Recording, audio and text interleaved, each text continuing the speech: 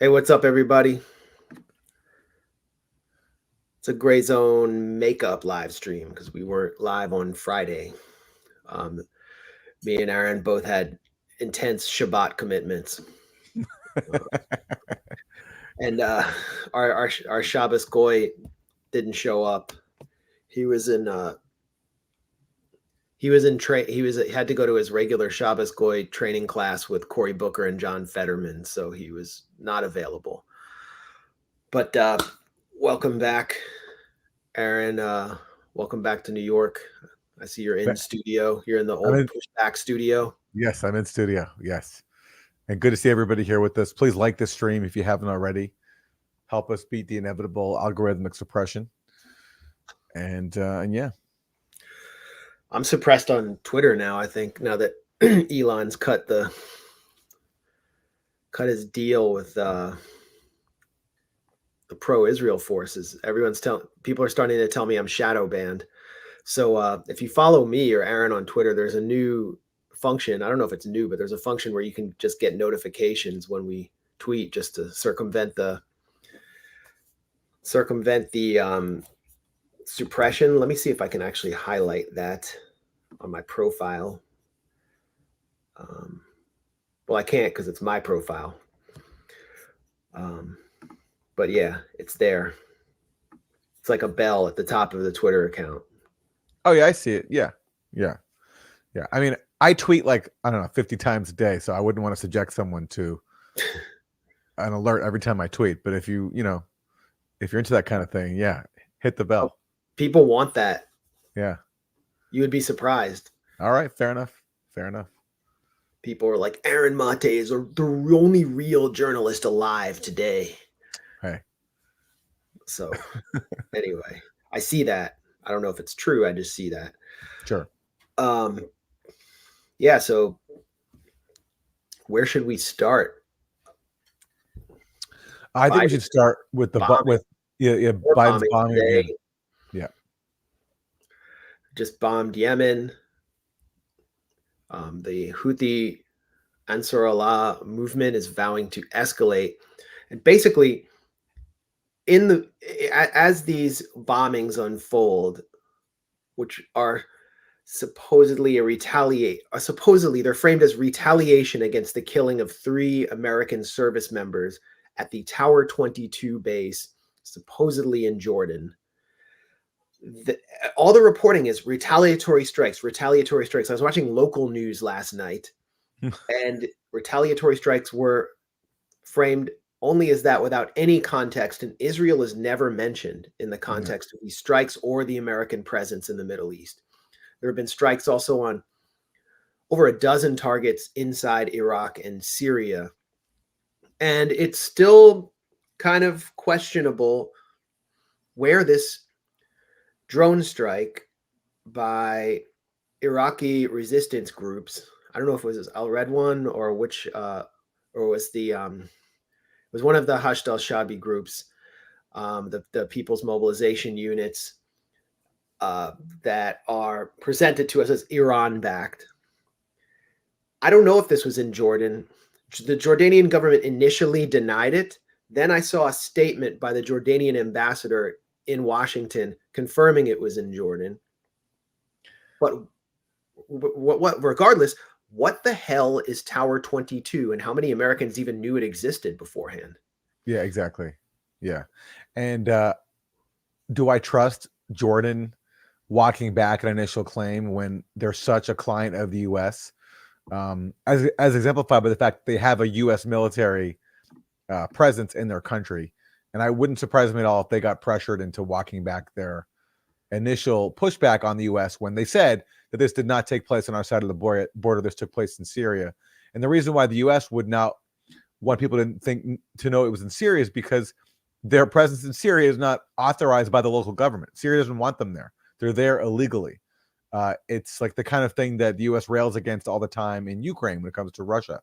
It's a illegal occupation that is not welcomed by the local country. So U.S. has every incentive, if indeed this took place on the Syrian side of the border, to claim it took place on the Jordanian side of the border.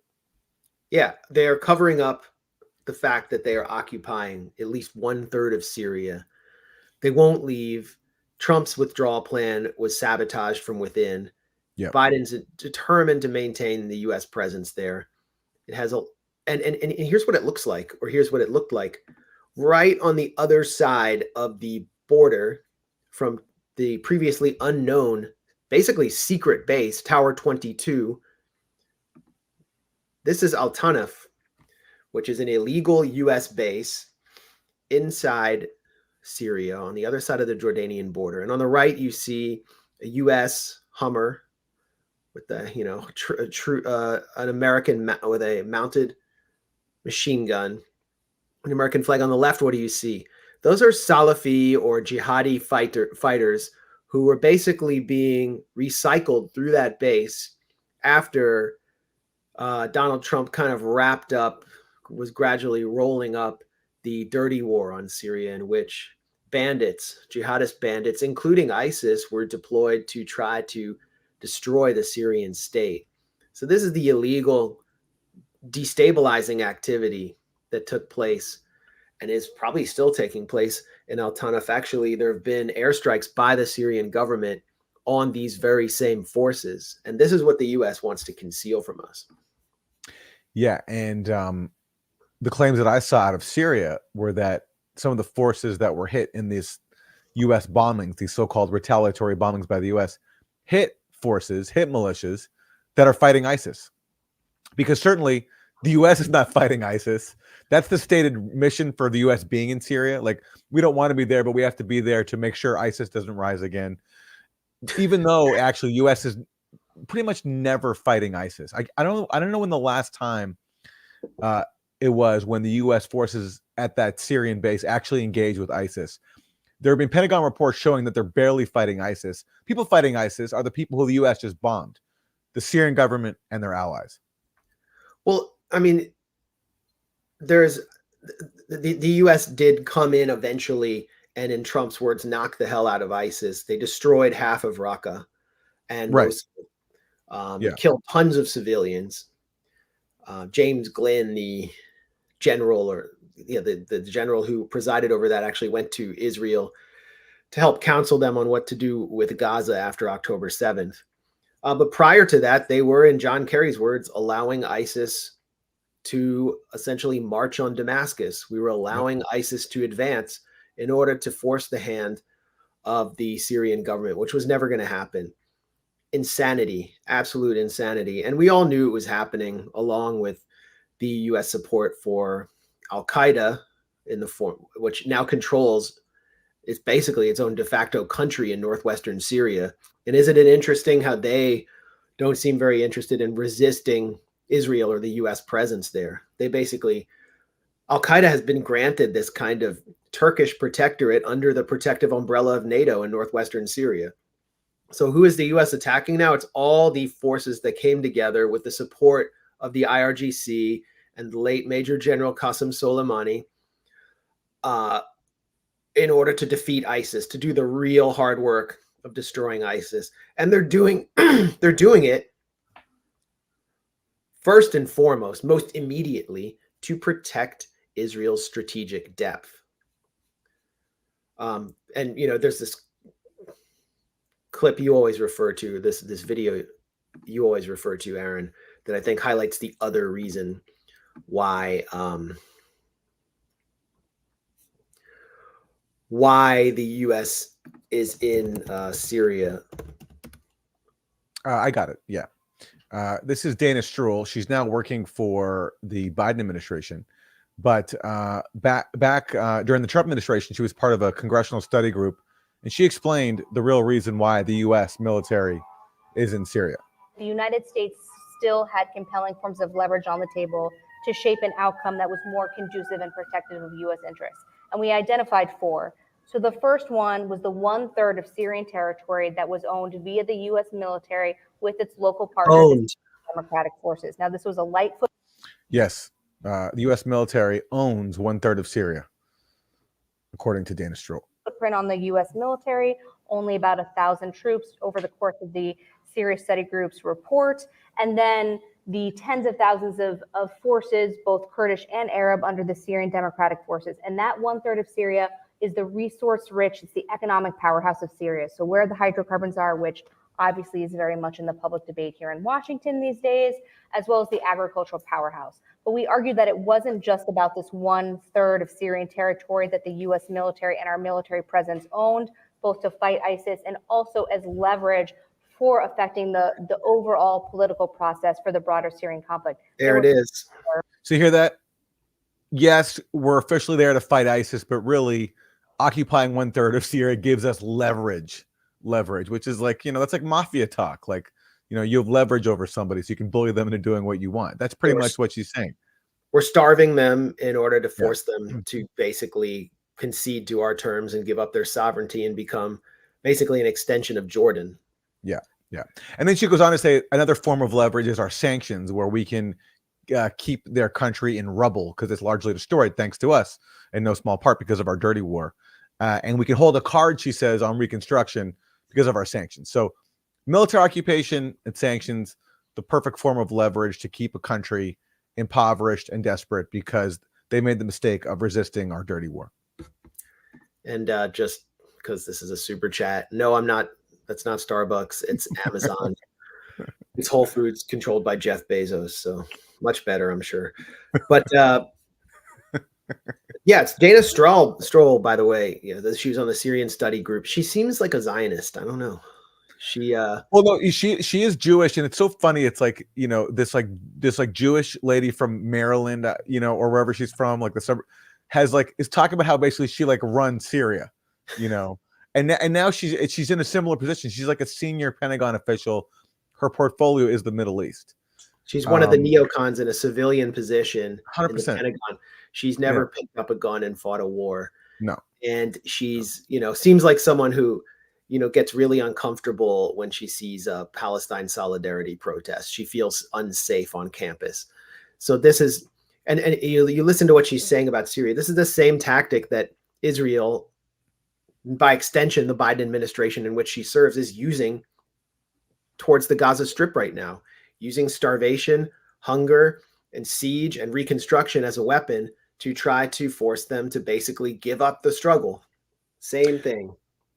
And let's compare this, well-educated Jewish lady from the U.S. who is bragging about how the U.S. owns 1/3 of Syria, who, as you said, Max, has never fought in a war, to people who now have to die because of her policy of stealing Syria's resources. These three people right here, these three soldiers who were just killed on the Jordan-Syria border, these are the soldiers who were just killed in that drone strike. And then now Biden is now claiming to avenge by launching more bombs across the Middle East. These are the people who pay the price of policies like Dana Stroul's, on top of all the people in the region whose resources she's openly bragging about stealing. Yeah, say their names. These are, Black American soldiers who didn't join the military to become human tripwires for war with Iran. They didn't join to defend Israel's strategic depth.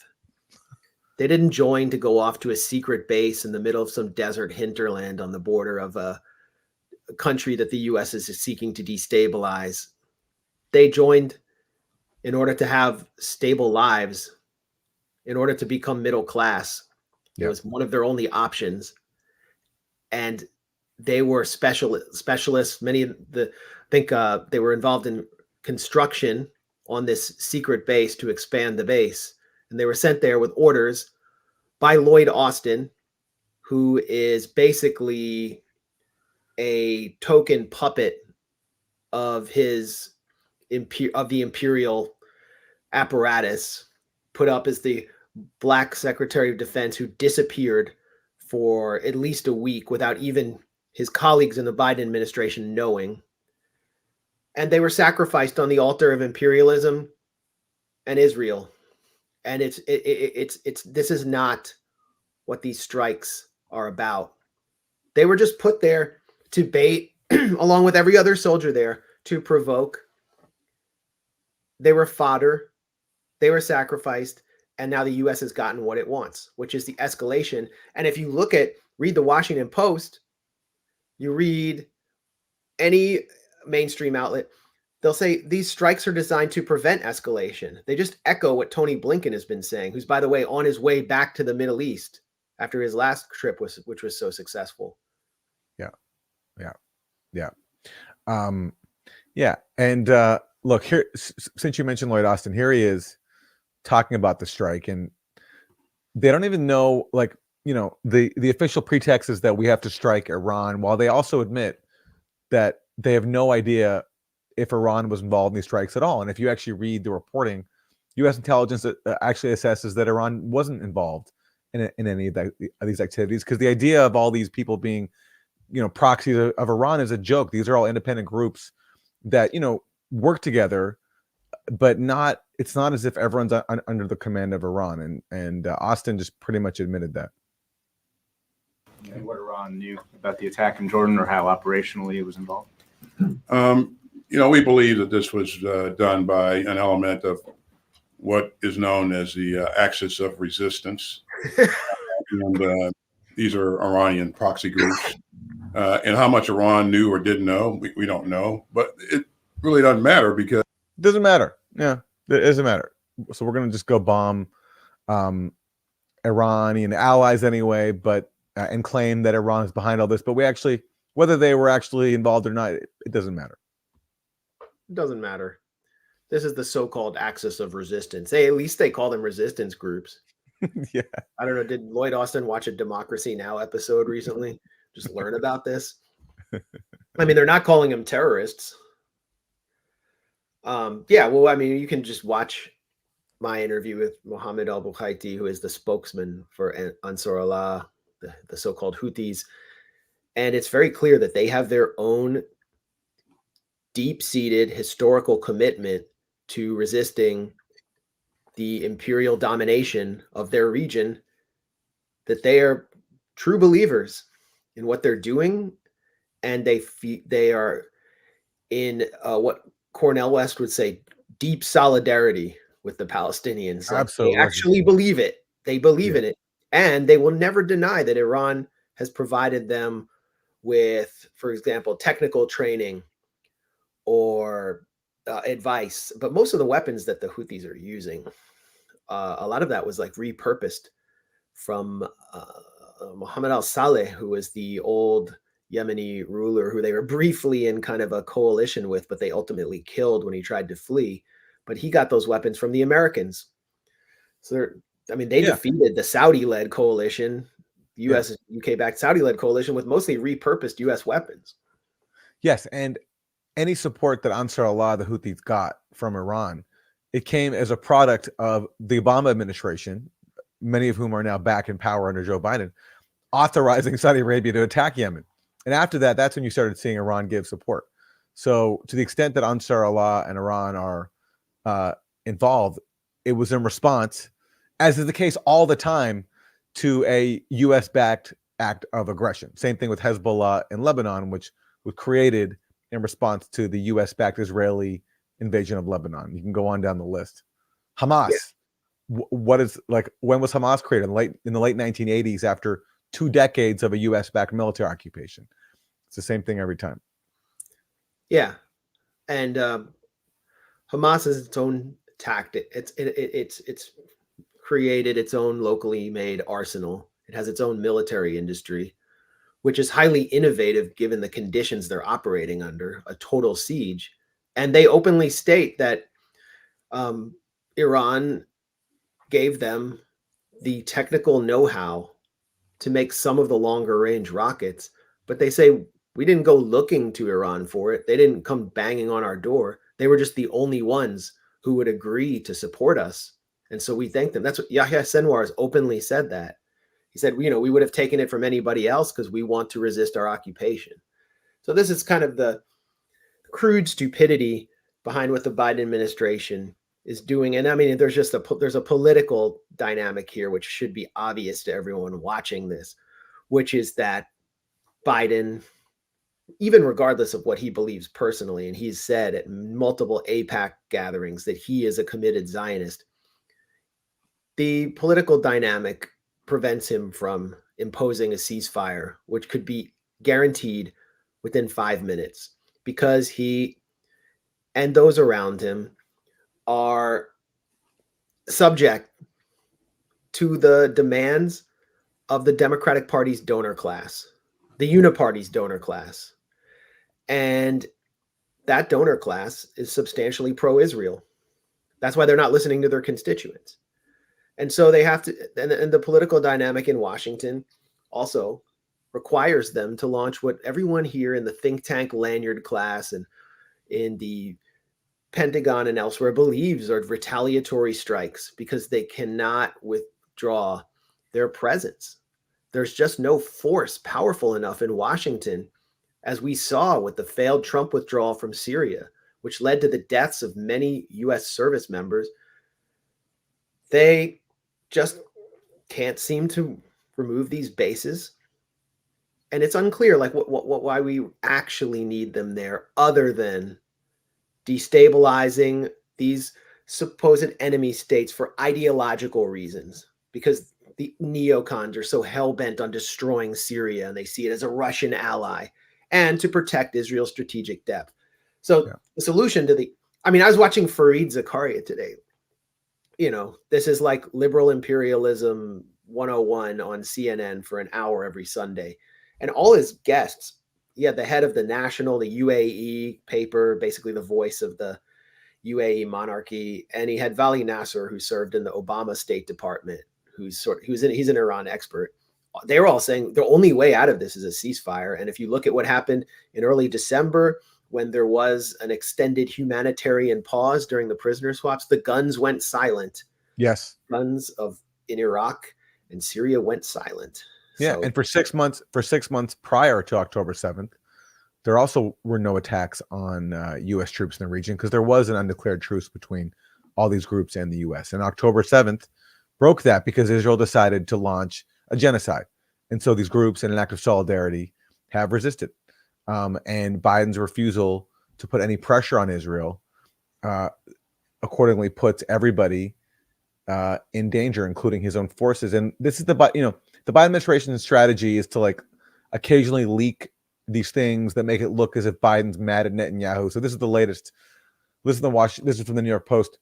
Biden called Netanyahu a bad effing guy as war in Gaza cost some voters. Report. It was a report in Politico.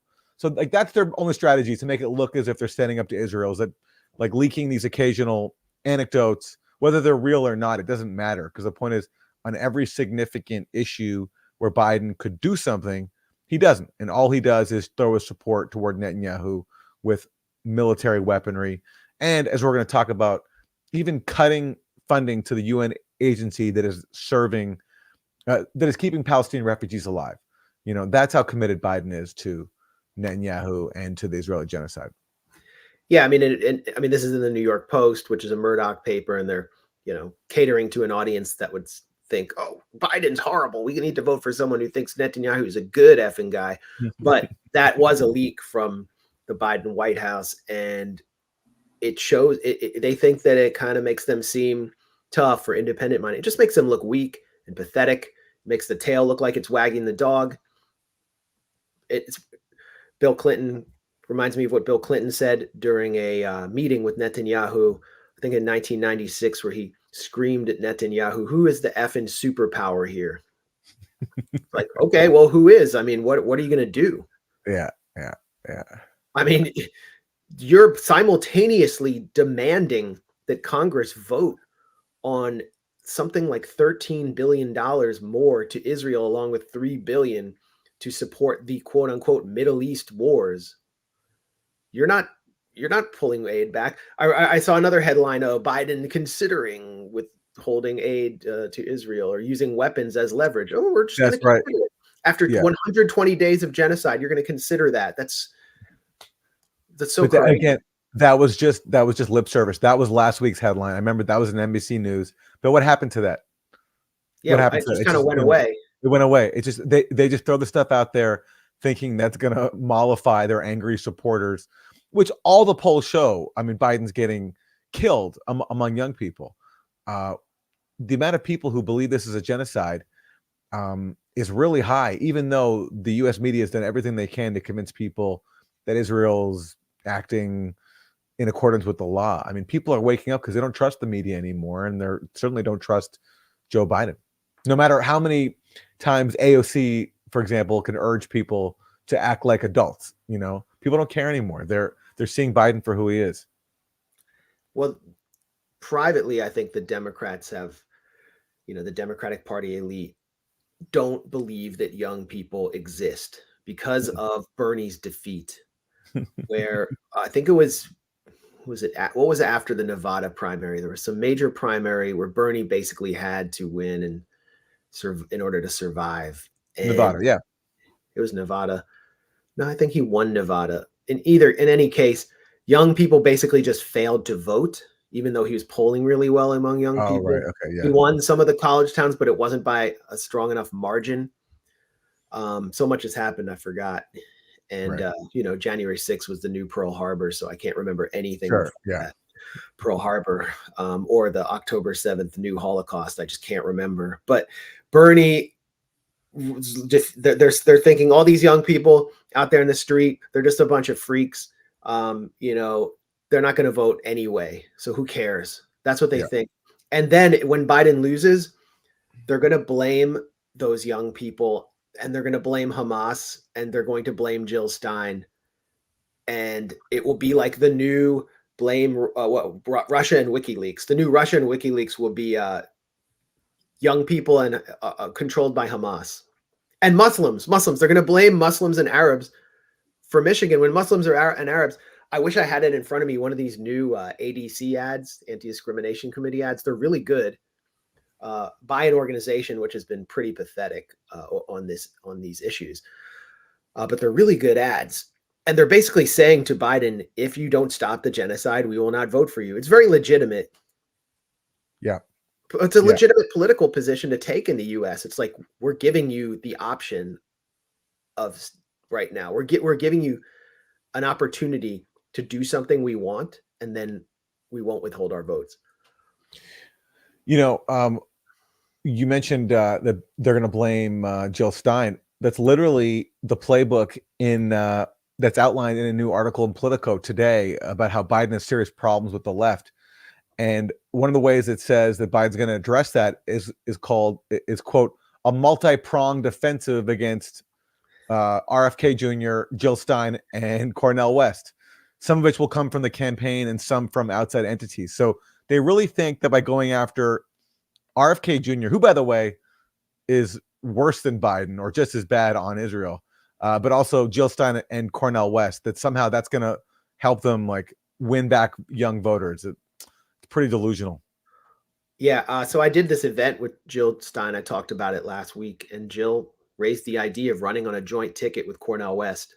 I think that would be probably the most powerful anti-genocide ticket possible. And all the other parties, including cadre parties that just exploit national elections to recruit people into their organization, should, if that happens, unite behind it if they're actually serious about punishing Biden and the Democrats for what they've done.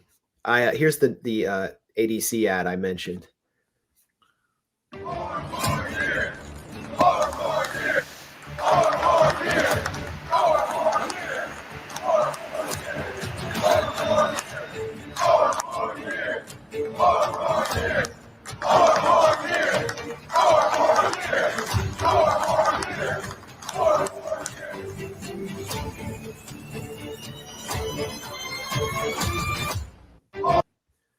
So, I mean, I think it's a powerful ad. Yeah. It's sending a clear message to Biden, and they're not going to listen. And they're going to likely lose. I mean, Biden's opposition is pretty weak, extremely weak, historically weak. And the system is not exactly fair. We don't actually have free and fair elections in the United States. So who knows? I mean, Biden could actually get a second term and just drift through the rest of the 4 years. Cognitive enhancement drugs could improve during that time. I mean, anything's possible. But if they lose, they're definitely going to blame Arabs and Muslims. Yes. Like in Michigan, where, he was there this week and he faced regular protests. his campaign there faced people who refused to meet with him over his support for the genocide in Gaza. And Michigan, if he doesn't have Michigan, it will be very hard for him. And it will be because, in this case, he turned his back on people who helped put him in office. The Arab American community did vote for him in large numbers, and now he's refusing to acknowledge or listen to their opposition to his genocide. So, he deserves what. Yeah. I mean, their little fake anti-Islamophobia initiative didn't work. No. And it's great that Arabs and Muslims are not budging here, at least their communal leadership. Another factor here is Pennsylvania. If you can't win Michigan, you pretty much need to win Pennsylvania and Florida. And that partly speaks to why John Fetterman, who's become this key Biden ally, is so insanely pro-Israel to the point where he literally stood on a rooftop waving an Israeli flag with protesters below outside his home, I think. I mean, he would have jumped off the roof if Netanyahu had texted him and told him to do that. That's just where John Fetterman is at. For Netanyahu, like through the machines that Fetterman uses to communicate, if Netanyahu had appeared as the Wizard of Oz, he would have jumped. Biden, he represents, even though he lives in Delaware, he technically represents Delaware. He claims this great affinity for Scranton, PA, and the unions of Pennsylvania. And AIPAC is very strong in Pennsylvania, especially in the Philly suburbs, where basically Delaware is a Philly suburb, and Jake Tapper comes from the Philly suburbs. So Biden is banking on winning Pennsylvania, and then Florida is like, Boca Raton, Miami. That's like Israel South. Israel has such strong influence in Florida. So I don't think Biden can win Florida, though. Yeah, Democrats have kind of given up on Florida. I think he's written Michigan off completely here. Yeah. There's Fetterman. I mean, that is just bonkers. Like, everyone is like, whoa, he actually did that. Yeah. So crazy. He's a senator. He's standing on a roof waving an Israeli flag. Like, I guess those protesters, didn't have enough of a sense of humor to chant jump, but that's, the dignity of the Senate right there. And all the Republicans mock him for wearing his hoodie and looking like Jimbo from The Simpsons. Like, but you didn't see them mocking him for that. No, they love him for that.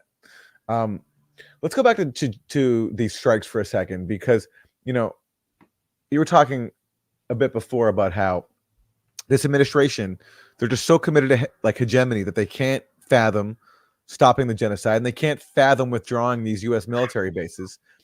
Well, Jake Sullivan, who's a national security advisor for Biden, is such a hegemon. He can't even take the idea of bombing Iran off the table. Here he is today on Meet the Press. Have you ruled out strikes inside Iran? Well, sitting here today on a national news program, I'm not going to get into what we've ruled in and ruled out from the point of view of military action. What I will say is that the president is determined to respond forcefully to attacks on our people. The president also is not looking for a wider war in the Middle East. But is it off the table? Are strikes inside Iran off the table? Again, Kristen, sitting here on television, it would not be wise for me to talk about what we're ruling in and ruling out. So you're not. So it would be wise then to leave it open that you might bomb Iran. Imagine if his counterpart in Iran said that about bombing the U.S. Iran would get bombed just for that comment. Well, you can't telegraph your punches. I mean, I understand why he said that. I love that freeze frame there. It really highlights Jake Sullivan's true essence. So smug. Can you believe he's younger than us? Is he really? Yeah, I think so. I think he's like 43 or 42. I mean, look at his record. He's unbelievable. He's the guy who wrote to Hillary Clinton, Al-Qaeda is on our side in Syria. There's the guy who's now in charge of national security. He's like proud of the fact that we're siding with Al-Qaeda. Now, he was the one who put out, as Hillary's top foreign policy advisor on her campaign, the fake Trump Alpha Bank story and said that, this is like proof of a Trump-Russia connection, which he knew was a fake. He's the one who bragged 8 days before October 7th about how quiet the Middle East is. And he's also the one who said during the counteroffensive by Ukraine this past summer that this conflict's not a stalemate, that Ukraine's methodically taking back territory. When meanwhile, in real life, Ukraine was being wiped out and they ended up losing more territory than they gained. So this is the genius who we have in charge of national security, who's now refusing to rule out the idea of bombing Iran. And, he's, the Atlantic Magazine conference, Atlantic Ideas Conference, a week before October 7th. The Middle East has never been quieter, and that is due to our genius at the Biden administration. That was Jake Sullivan. Yeah. But the takeaway from that appearance on Meet the Press is that they're not going to bomb Iran. I would be very surprised if they're going to bomb Iran. And that speaks to the power of Iranian deterrence, because if they bomb Iran, Iran will retaliate. And Iran's attack on the Al-Assad base inside Iraq, when Major General Qasem Soleimani was assassinated by Donald Trump under the influence of Christian Zionist Mike Pompeo and Benjamin Netanyahu, that was the most serious missile attack on U.S. troops and a U.S. military installation in the recent era that I can think of. And it actually, it's amazing that no one died, but hundreds of U.S. troops suffered traumatic brain injuries and had to be medevac to Ramstein Air Base to get treatment in Germany. So the U.S. knows about the power of the Iranian military. The U.S. would not win a war against Iran. I think we can say that definitively. I absolutely agree the U.S. is not going to bomb Iran. Absolutely. But what I don't understand is, accordingly, why can't he just say we're not going to bomb Iran? Like, what's the point in, stoking fear among people and raising the threats? That's the point. Because they just can't. Because they're so committed to all they can see, they can only see and speak through the lens of hegemony. And when you're the hegemon, you take nothing off the table. Just like if you're a mafia don, you take nothing off the table. Jake Sullivan's he just is Mr. Establishment. He's like a young bootlicker who has risen to the top of his field. He wrote the denunciation or condemnation on Hillary Clinton's behalf. I don't know if she signed off on it, but he wrote the condemnation by Hillary Clinton of me in 2016. I didn't know that, or I forgot that.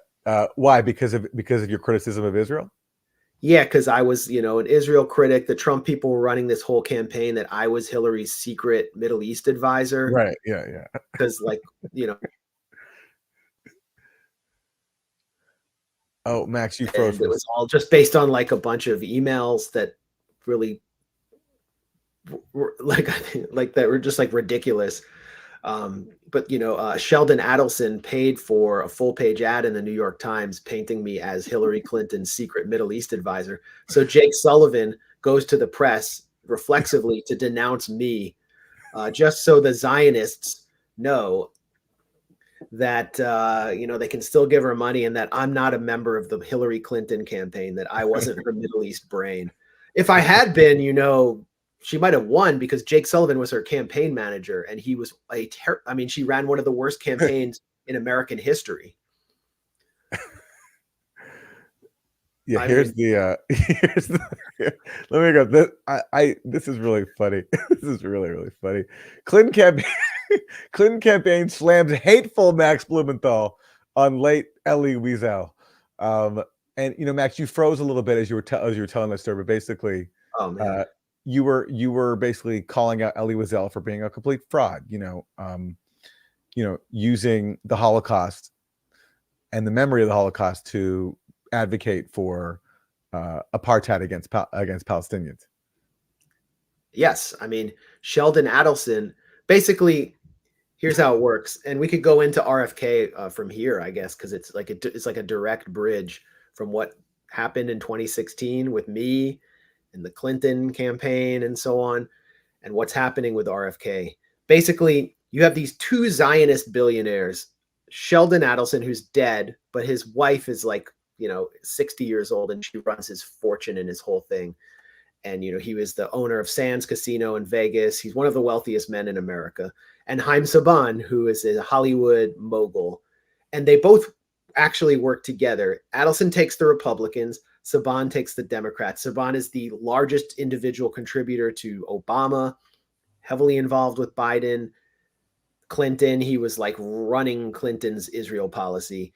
He said, I'm a single issue guy and my issue is Israel. They have a group called IAC, the Israel Action Committee, and they run it together.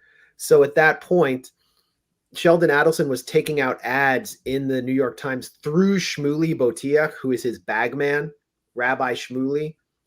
And they took out, they not only took out this ad painting me as Hillary Clinton's secret Middle East advisor, they ran a campaign through Rabbi Shmuley to, paint me as like the worst anti-Semite in the world because I called out Elie Wiesel for appearing in one of those Adelson-sponsored Shmuley ads, accusing Palestinians of practicing child sacrifice when they were getting slaughtered in 2014.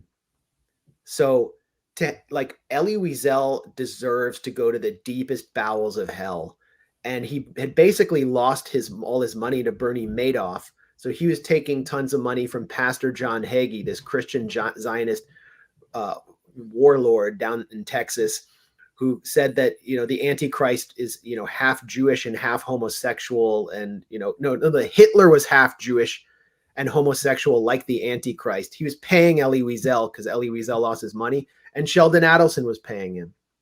And that same group of that same little mafia, Likudnik mafia, seems to be paying RFK. So anyway, they got Jake Sullivan to denounce me, which just shows what a complete tool Jake Sullivan is. Because it was like the Trump campaign. It wasn't like this was being run through the Trump campaign and Trump's top donor. But the Biden campaign's top donor, Haim Saban, was in on the action as well. So he was basically like, I'm going to pull back my money unless you denounce Max Blumenthal. So Jake Sullivan, the little errand boy, comes running in and he does it. It's really funny. That's a funny story. Well, should we talk about RFK Jr. since we're on the topic of candidates bowing down to the Israel lobby in humiliating ways? Yeah, I mean, RFK Jr. recently, RFK Jr., as most or many of you know, has been ducking an interview or discussion or debate that he promised with me back when he was interviewed by Jimmy Dore. He's refused to do it. His people won't respond to me. Judge Napolitano has volunteered to moderate this discussion or debate. He won't respond. But RFK agreed to go on the podcast of comic Dave Smith. And I mean, we'll play the abbreviated version of the most revealing moment, but it's worth watching in full. He basically revealed himself to be a complete foreign policy charlatan who is a vehicle for Israeli influence in the United States. And so he gets this question. And basically, Dave Smith, he was a very good, effective interviewer, because he would let RFK, he would give him enough rope to hang himself with and just ask penetrating questions without directly antagonizing him, something I don't know if I could avoid doing. Watch this. I don't agree with that, but okay. Do you have concerns about the level of Israeli influence in our politics here in the United States of America?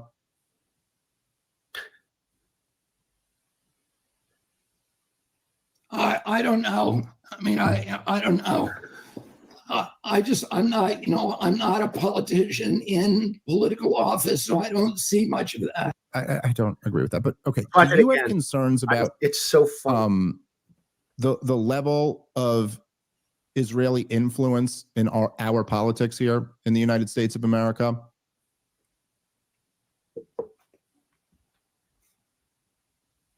I don't know. I mean, I don't know. I'm not a politician in political office, so I don't see much of that.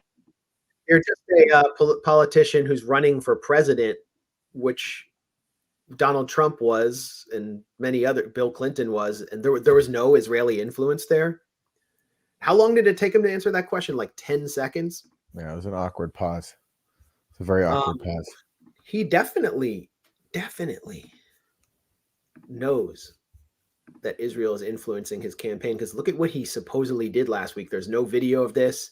There's no there's no public record of it, except for the flyer where he appeared at Rabbi Shmuley's place in New York as a keynote speaker, along with Ricarda Luke, whose daughter was killed on October 7th. She's one of these sort of, one of the young women that Israel constantly points to illustrate Hamas atrocities. And Miriam Adelson, there it is. Miriam Adelson, world-renowned philanthropist. Yes, I wouldn't say world, but maybe notorious philanthropist, notorious Likudnik billionaire widow. What is he doing with this crowd? And what was this event about? Part of this event was dedicated to raising money for Rabbi Shmuley's security detail. So why is RFK doing that? It's such a mystery. He talks so much sense about the Ukraine proxy war, about the CIA, and then on this issue, he turns into even more unhinged than Biden, which is like, how do you get worse than Joe Biden on Israel? But RFK Jr. manages to do it. Yeah, and the watch the interview with Dave Smith, it illustrates it perfectly, just what a Likudnik he is, how further out he is than the Biden administration, how little he knows. And it's like everybody. Go ahead. And we've done a whole segment before where we went through his interview with Jimmy Dore, and we fact checked the entire thing, and the stuff he was saying, and this was well before October 7th. The stuff he was saying was just completely bonkers. And pay to play. The Palestinians have a pay to play, kill any Jew anywhere policy. Yeah. Can you imagine the audio that might be in possession of him and Stephen Hawking on Epstein's Island? Sound pretty strange. But anyway, I don't think like this is about Epstein. I think it's about Adelson. I don't know why people can't just attribute it to what we clearly see in front of our face, which is Adelson is a vehicle for Israeli influence. His people have surrounded RFK. RFK's Israel advisor is Morton Klein from the Zionist Organization of America. Morton Klein's entire salary is paid by Sheldon Adelson.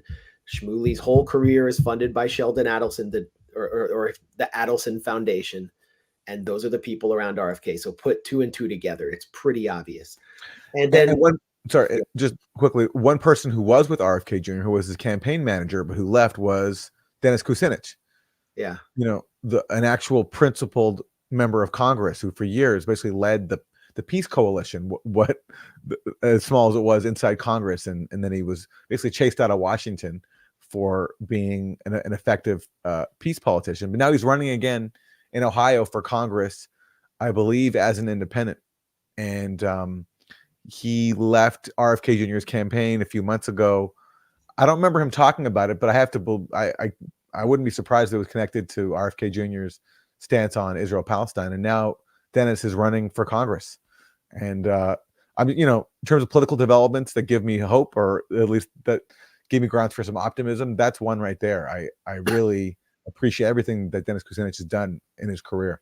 And I hope he has a chance to continue it if he makes it back to Congress. That'd be amazing. Yeah, maybe there'd be someone on the left side of the aisle that actually listens to us in there. It isn't like a complete clown. But I just wanted to make a larger point before we move on to the next, we should move on, is that, what RFK represents to me is a new trend that we're seeing as mainstream politics and mainstream media are just discredited on a international scale. And it's the emergence of a fake alternative, or a mainstream alternative media, and fake independent candidates who are actually controlled by the same forces that control the uniparty. And they're kind of like limited hangout type operations where they'll say some things that seem really based and really red-pilled, as people would put it. But ultimately, when the chips are down, they will take the poison pill that will corrupt everything else they do, which is the Israeli agenda, the pro-Israel agenda. And so it's not just RFK. It's look at Alex Jones. I mean, how pathetic has he been on, he's supposed to be, the most far out red-pilled figure who sees through all of the elite conspiracies. There isn't, I don't see much difference between him and the Davos crowd on Israel Palestine. Paul Joseph Watson's a complete Zionist tool. Tulsi Gabbard, she was had some strong anti-war positions. I spoke at the Rage Against the War Machine rally with her, which just focused solely on the Ukraine proxy war. Now she's a cheerleader for Israel's genocide, which was interesting given her positions on Syria. Who else do we have? Elon Musk, obviously, ridiculous. Like he's a complete. He's just been so tooled around by Israeli influence. He won't say anything, and on and on. Elon Musk really kind of looms above the fake alternative. He's sort of the granddaddy idiot king of the mainstream alternative media and fake alternative candidates like RFK. RFK is not funded by like grassroots people like Jill Stein or even Bernie Sanders was. He's getting money from Bill Ackman. And that's what people need to be aware of. And in some ways, it's like a controlled opposition. And I know that David Icke has used the term mainstream alternative media before me, just like a reptilian shapeshifter, which is a great term for Tony Blair and figures like and Barack Obama. It doesn't mean I endorse the ideas of David Icke, but credit where it's due for these terms. So I think we'll see more of that play out as the Democratic and Republican parties are discredited. We're going to see it, especially when Donald Trump leaves the political scene. The Republican Party is going to become infested with fake alternative figures. So, moving along. Should we do Thomas Friedman? Because Thomas Friedman, certainly you can't accuse him of accuse him of being a fake. He really is himself. He's been a consistent, open warmonger for years. I mean, in a liberal guise, but still a warmonger. And his latest column, I mean, this is typical Thomas Friedman, but I just hadn't paid attention to him in a long time. Well, it's always like, what do you expect from Tom Friedman? But I think it's worth kind of addressing this. Yeah. So he basically says that we need to address, and by the way, I think this is web only. It might be that I don't know if this went into the New York Times paper print edition, but he says the only way to understand the Middle East is through the animal kingdom. Understanding the Middle East through the animal kingdom. I like, even if we're going to put the racism aside, I don't know if there are any insights in here. No, the U.S. is like an old lion. Yeah. So we're just, we're at least a noble animal. We're noble, but we're tired. And that's why other predators are no longer afraid to test us. Yes. Iran is to geopolitics what a recently discovered species of parasitoid wasp is to nature. Is there a better description of Lebanon, Yemen, Syria, and Iraq today? They are caterpillars. So basically everyone in those countries is a caterpillar, which, maybe, but they turn into beautiful monarch butterflies. So maybe, no, that's not what he's saying. The IRGC is the wasp, the Houthis, Hezbollah, Hamas and Kataib Hezbollah. That's who launched the attacks, on U.S. Installations in Iraq. Are the eggs that hatch inside the host, Lebanon, Yemen, Syria, and Iraq, and eat it from the inside out. Right. No mention of Israel anywhere here. We have no counter strategy that safely and efficiently kills the wasp without setting fire to the whole jungle. I mean, imagine the boomers who think this is smart. Hamas is the trapdoor spider. The spider leaps out at great speed, seizes its prey, and hauls it back into the burrow to be devoured, all in the fraction of a second. Oh yeah, that perfectly describes Hamas. They just get in there and take all the Jews back. They're just like spiders. There really isn't anything else though that we can learn about Hamas from this column. Netanyahu is like the Sifaka lemur. They're primates, and they hop back and forth. You notice how the Netanyahu, he won't talk about Israel though, but he talks about Netanyahu because he's the only villain in Israel. Oh yes, exactly. If only Netanyahu could be replaced, and Israel would go back to being, this wonderful liberal place that just wants to live in peace with its neighbors. It's just Netanyahu is the problem. That's been Thomas Friedman's line. That's pretty much the Biden administration's line now too. They pretend as if the only problem is with Netanyahu. Otherwise, everything would be totally fine. Yeah, well, at least Netanyahu, like the U.S., is in Thomas Friedman's mind a red-blooded mammal, and lemurs are kind of cute. So Netanyahu's cute. He just can't make up his mind. That's the problem with Netanyahu, according to Thomas Friedman, and that's why he's a lemur. But the Arabs are evil vipers and spiders, and and then this imagery was never used historically for Jews by Nazis and other anti-Semitic fascists. It's not like he's just repurposing classical anti-Semitic imagery to apply to Arabs because they're getting in the way of our colonial plans.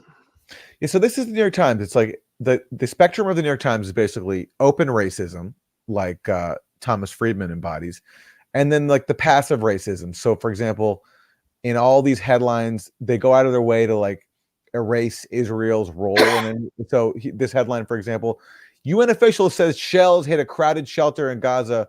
Several deaths and dozens of injuries were reported in the strike. The shells just happen to hit a crowded shelter in Gaza. Whose shells are they? I don't know.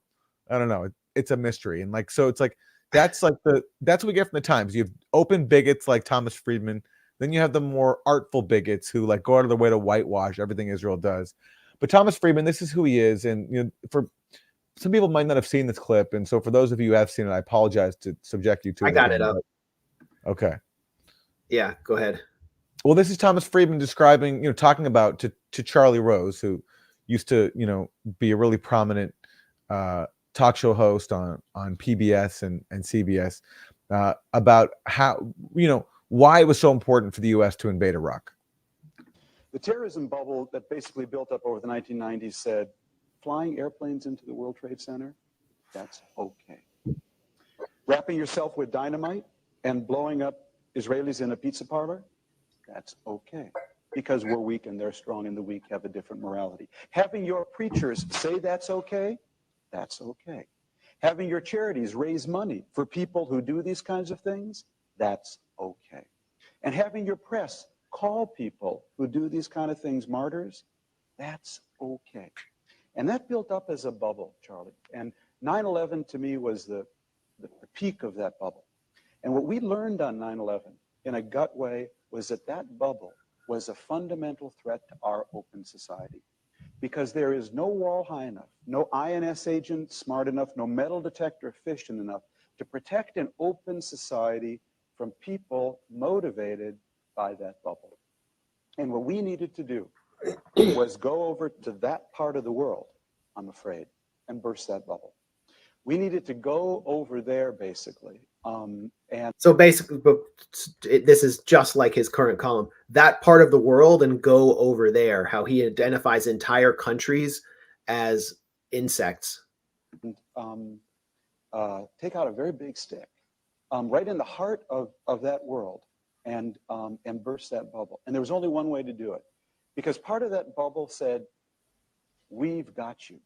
This bubble is actually going to level the balance of power between us and you, because we don't care about life. We're ready to sacrifice, and all you care about are your stock options and your Hummers.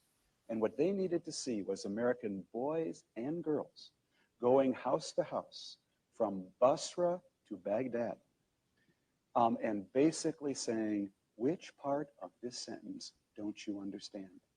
You don't think, we care about our open society? You think this bubble fantasy, we're just going to let it grow?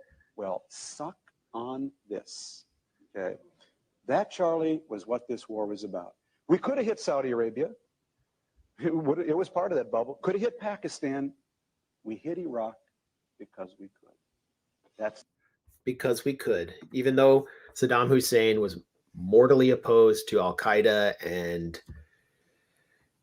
Al Qaeda in Mesopotamia emerged as a result of the invasion that Thomas Friedman supported to burst the quote unquote terrorism bubble. And then it morphed into the Islamic State. And Thomas Friedman has never been held accountable by the New York Times or anyone else for that idiocy. I mean, he's talking there and he's saying this with such glee. Like, this is what gets him up in the morning. Going house to house from Baghdad to Basra, American boys and girls, saying to, like, you know, Arab families, suck on this. Like, and look how much glee he takes from that. I mean, this guy is like a columnist at the, you know, most important newspaper in the United States. He's taken seriously as a thinker.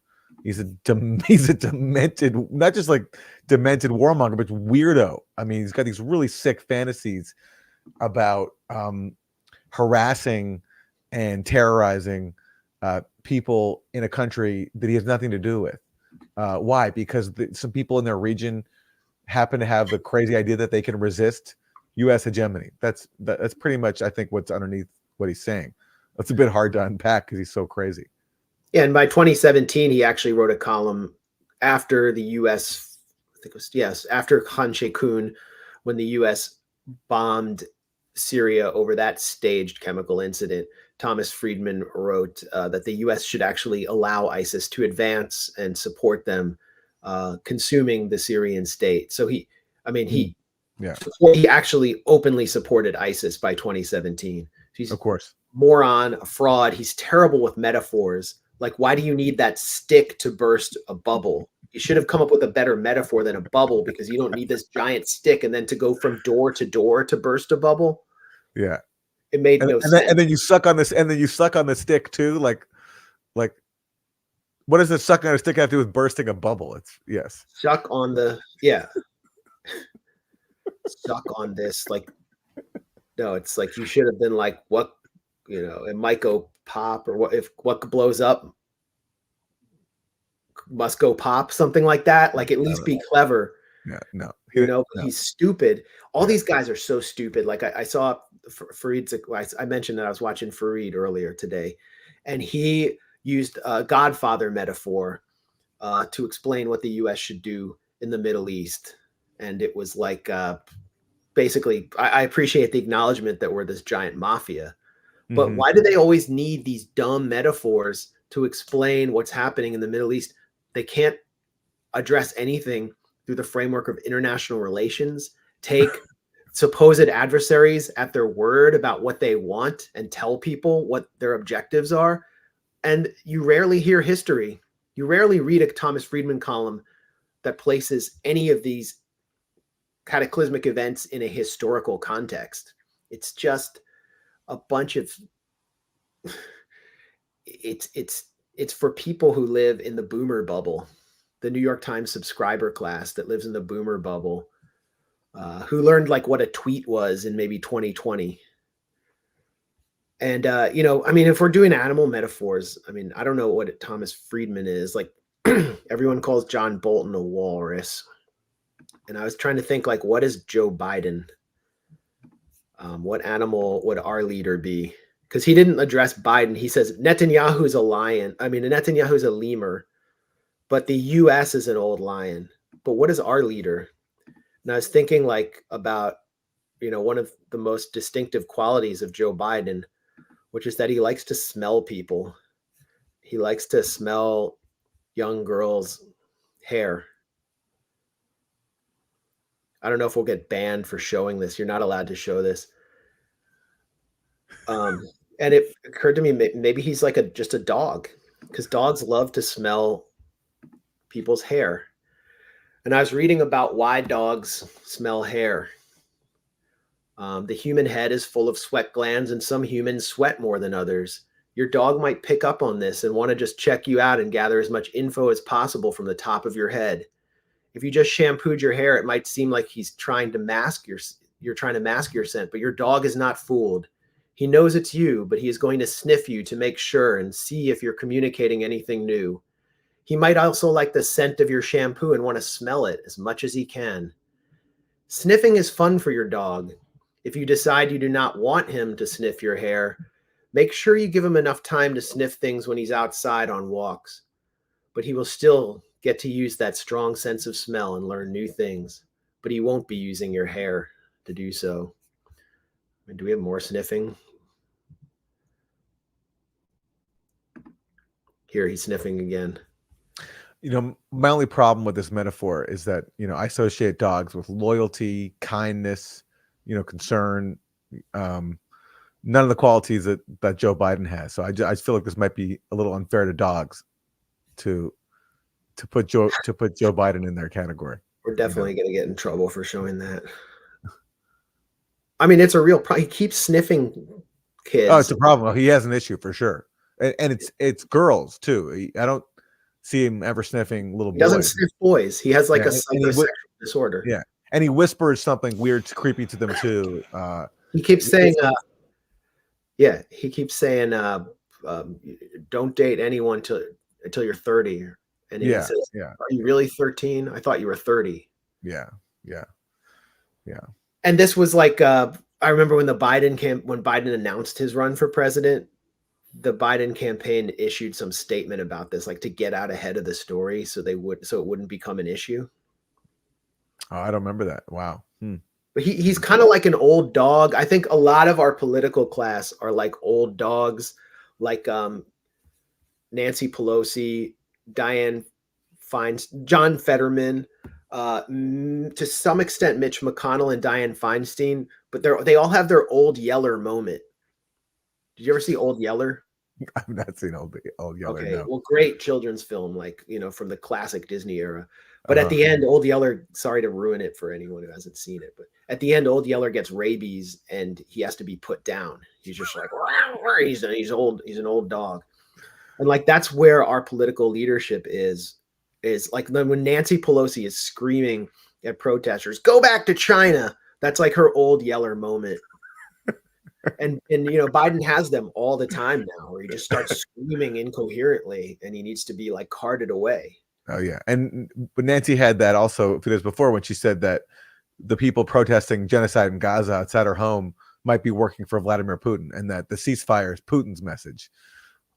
So she's had her Old Yeller moment for quite a while now, because she's been ranting and raving about Putin for pretty much the last 8 years. Well, she said that Nancy Pelosi said that they work for Putin in an interview, I guess, with Dana Bash. Yeah. And Dana Bash just kind of was like, you think they work for Putin? She wasn't like, where is your evidence? What do you mean by that? They never get challenged.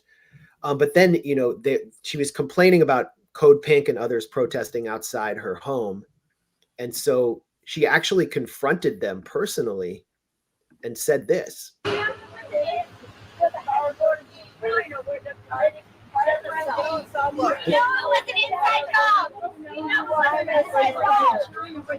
of your constituents want stop the genocide, stop the Holocaust. The Democrats want the ceasefire. The Democrats want the ceasefire. The Democrats want. He actually said, go back to China. Watch. The Democrats want. Go back to China where your headquarters is. Crazy. There's a story in Ryan Graham's book about the Squad where AOC meets Pelosi for the first time, and Pelosi immediately starts lecturing OC about the slogan, which was popular at the time, defund ICE, the immigration enforcement agency. And Pelosi was telling AOC that all this was the work, that defund ICE was the work of the Russians, that it was and AOC was like, this is how Nancy Pelosi thinks, really? But of course, yeah, that is how she thinks. And AOC, of course, fell in line behind all the Russia mania stuff. But so, yeah, this is our leadership. People yelling, go back to China at anti-genocide protesters outside our house. Yeah, old roads lead to Old Yeller. I think we found the perfect metaphor here. So Yeah, welcome to Animal Planet, the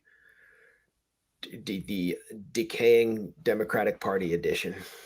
And I mean, whatever. What can we say about Mitch McConnell? He's kind of like a tortoise who didn't actually outlive everybody. Anyway, all right. Moving along. The Grayzone is right. Someone's calling me a boomer. I'm a Gen Xer, which is like to many people a boomer. Like to Gen Zers, I'm a boomer because like I can like complete sentences, but whatever. This is good.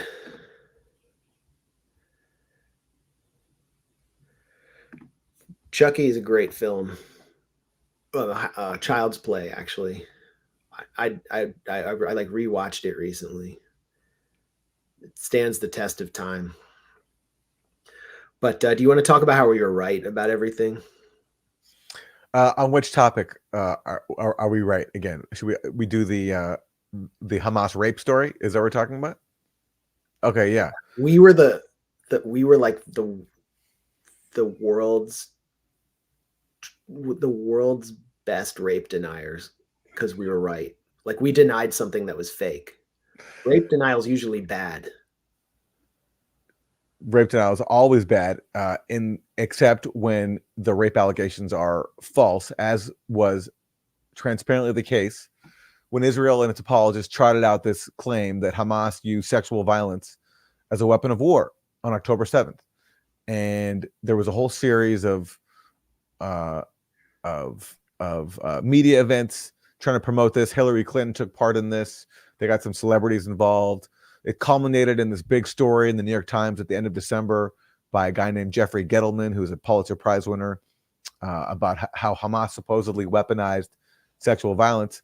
As we pointed out, it was actually the New York Times and Israel and their apologists who were weaponizing sexual violence to make claims that were not supported by any evidence whatsoever. And nobody, with few exceptions, was willing to back us up on this. Notable exceptions were the Electronic Intifada, which from the start has been questioning these claims. Same with Mondo Weiss. But everybody else either parroted this stuff or fell silent. But then it came out recently in The Intercept that actually people at the New York Times have been challenging this story to the point where the podcast that the Times does called The Daily, which is hosted by one of the most annoying people in media, Michael Barbaro. I have to say, just, so smug. It's just typical New York Times stuff. They, people at the New York Times started protesting this story, and the Daily was forced to shelve an episode that they were going to do all about the Jeffrey Gettleman story. So here's a headline in The Intercept: New York Times puts Daily episode on ice amid internal firestorm over Hamas sexual violence article. And the article in The Intercept goes on to quote somebody at the Times who says, "We should have subjected Gettleman's story to way more editorial scrutiny." And that's an acknowledgement that the story was heavily flawed. Now, of course, The Intercept, I think because they're petty, they don't go on to acknowledge that it was us and the Electronic Intifada and Mondo Weiss that did the debunking of the story, that raised all these questions, that forced the New York Times to backtrack on the story. But this is an important revelation that this is happening at the Times. And it's not surprising because his story was such a transparent fraud. And Gettleman then responded to all this by trying to double down, but he did it in a really cowardly way because he put out this story basically trying to defend his reporting, but without giving that the headline. Instead, he used the news that a UN commission is going to go to Israel to look into these fake allegations. And then buried in the story is this really, really long attempted defense by Gettleman of his story. And he refers to about 7 times to critics. Critics on social media have said this, and basically he's referring to us. He doesn't name us. He doesn't cite us because he doesn't want to acknowledge the debunking we did. He also doesn't want to link to what we did because anybody who reads it will know that he can't defend his reporting. And we can go through some of his attempted means of defense, but the most telling part to me was he attempts to address the fact that some of his purported witnesses have come under scrutiny. And he goes through some of them. but he completely ignores one of his key witnesses, which was somebody from Zaka, which is a group, an Israeli rescue group that, Max, you've done a lot of reporting on.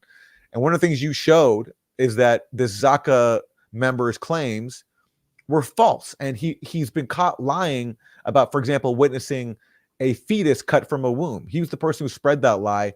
He was caught lying. And Jeffrey Gettleman, for his rape story, relied on the same person. So now, in Jeffrey Gettleman's attempted defense of his story, he completely omitted the fact that he relied on somebody from Zaka.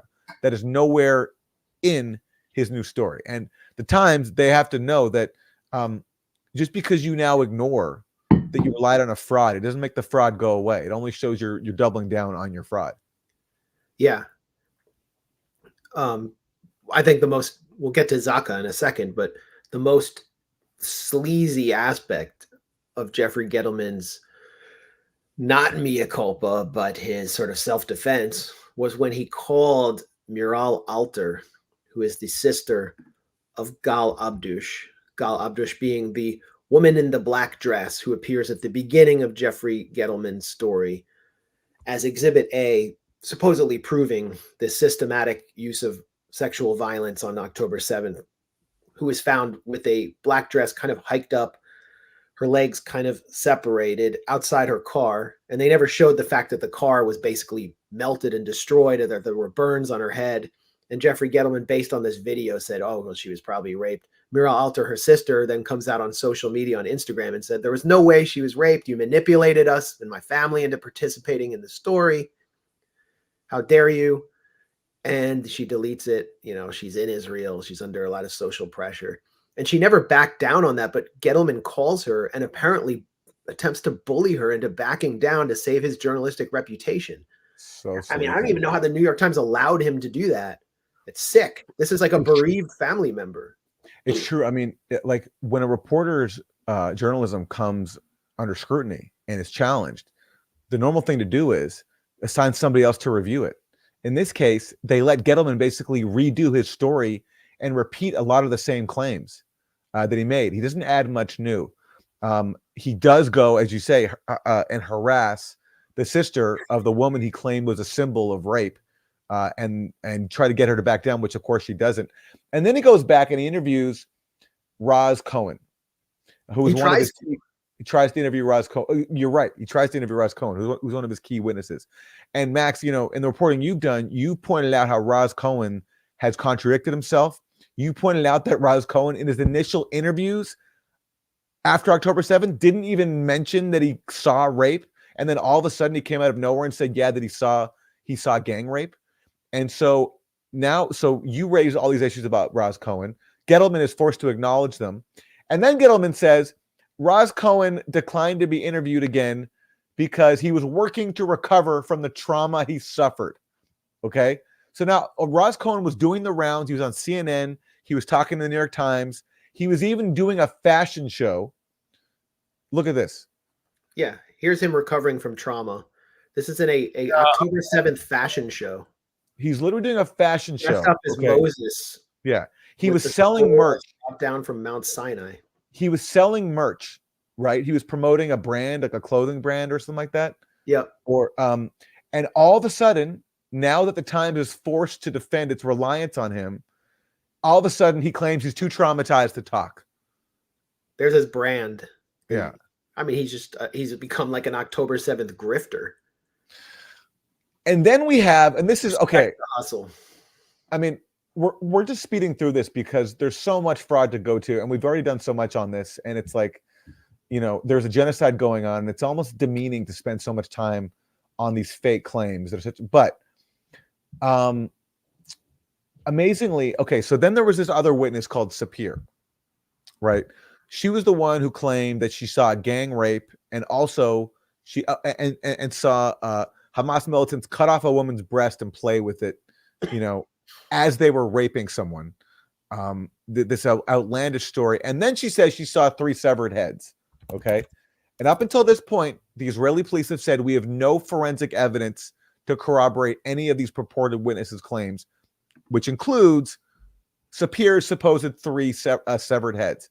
Well, guess what Jeffrey Gettleman has all of a sudden discovered in in his follow-up reporting after he comes over heavy scrutiny for putting out a fraud.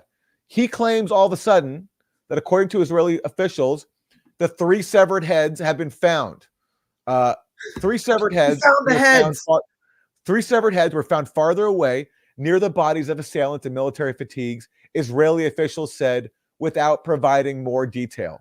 So all of a sudden, after Jeffrey Gettleman of the New York Times gets called out for being the fraud that he is, for printing without any scrutiny claims such as this witness saw 3 severed heads, all of a sudden now, months after the fact, the Israeli police are telling him, oh, guess what? We found 3 severed heads.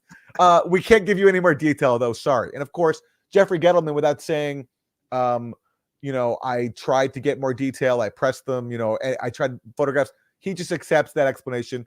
Yes, we found the heads. We can't give you any more detail, but let's leave it at that. I wonder what the call was like with the quote unquote Israeli officials. Like, yeah, we found the heads. They are near the Hamas. We found the heads near the Hamas. And he's like, okay, good, good. That's no more detail. Yes. We don't have detail. The security issue. I'm sorry to laugh. But this is a joke. I mean, and this gets printed in the New York Times. So they're doubling down on their fraud. This is like, this is like a kid coming up with a really elaborate excuse for not doing their homework. This is just transparent fraud to cover up the initial fraud, and it gets printed in the Times. And like, okay, there have been all these stories about beheaded babies that were they debunked, discredited. CNN had to retract. They haven't been able to really prove any beheadings, but they clearly want to.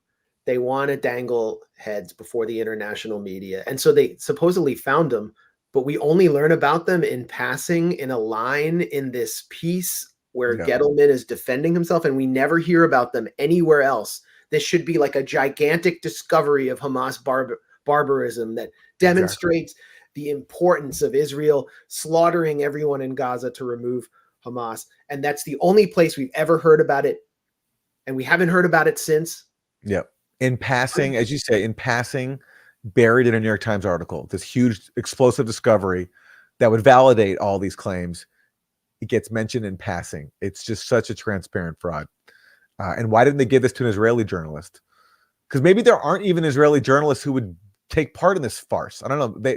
They have more self-respect than Jeffrey Gettleman does. Well, I mean, much of the Israeli media led on this. They led on it. And what you see here is the U.S. media, because of the powerful forces at the top, which are described in the Intercept article that doesn't cite us because you're not allowed the Intercept, they're not able to actually pivot like Israeli media has into at least providing a real assessment of how they were lied to on October 7th, at least part of Israeli media. So, I mean, Haaretz says, after attacking me as a master manipulator on friendly fire deaths, they published pieces on friendly fire deaths and demanded an investigation after calling us conspiracy theorists. After we were branded like rape deniers and so on. They are now kind of at least highlighting that a lot of atrocities were cooked up. And they've also corroborated my reporting on Zaka, the pseudo rescue group. And I'll just run through this really quickly. Death and Donations. Did the Israeli volunteer group handling the dead of October 7th exploit its role? The answer is yes. They show that Zaka was insolvent before October 7th, and it has raised $14 million since. We've already kind of demonstrated that it was extremely corrupt, that its members were using Zaka supposed rescue facilities to have fundraising telethons, that they would wrap bodies they found after October 7th in Zaka bags in order to promote them, that they took pictures improperly, which is funny because Yossi Landau, their Southern commander responsible for so many of these lies, told the New York Times he was forbidden from taking pictures, and that's why he never documented anything he said. New York Times didn't question him on that. And that they even had lunch. I mean, they had lunch. This is the beginning of the story. A young woman is perched on a nearby bench, engrossed in her phone. The environment is pastoral in God's little acre. Even the body on the ground next to them, wrapped in a white plastic bag, doesn't disturb the scene. It's not external to the story. It's a part of it.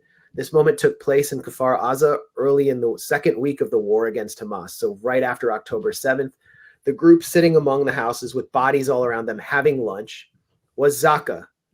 So they basically had lunch next to dead bodies, which is so ironic when you consider what Tony Blinken said when he testified before the Senate about the need for Israel to escalate and slaughter civilians in Gaza and his refusal to have a ceasefire. He was citing Yossi Landau from Zaka without naming him. This is a fake testimony delivered to the press by Yossi Landau that Hamas gouged the eye of a father, cut the breast off of a mother, amputated a girl's foot and a boy's fingers before they executed them. And then, in Blinken's words, their executioners sat down and had a meal next to their bodies. That is what Israeli society is dealing with. That's why we can't have a ceasefire, according to Tony Blinken. So Blinken shared a fake, discredited, fabricated testimony by Zaka, who actually did exactly what they accused Hamas of doing. Now we know. Well, Max, it's really great to see Haaretz catch up to you, like 2 months later? This is your story from December 6th, 2023. Yeah. Scandal-stained Israeli group fuels October 7th fabrications. And all the things that are in this Haaretz article now, which just came out, you reported on them, about how they were scandal-plagued.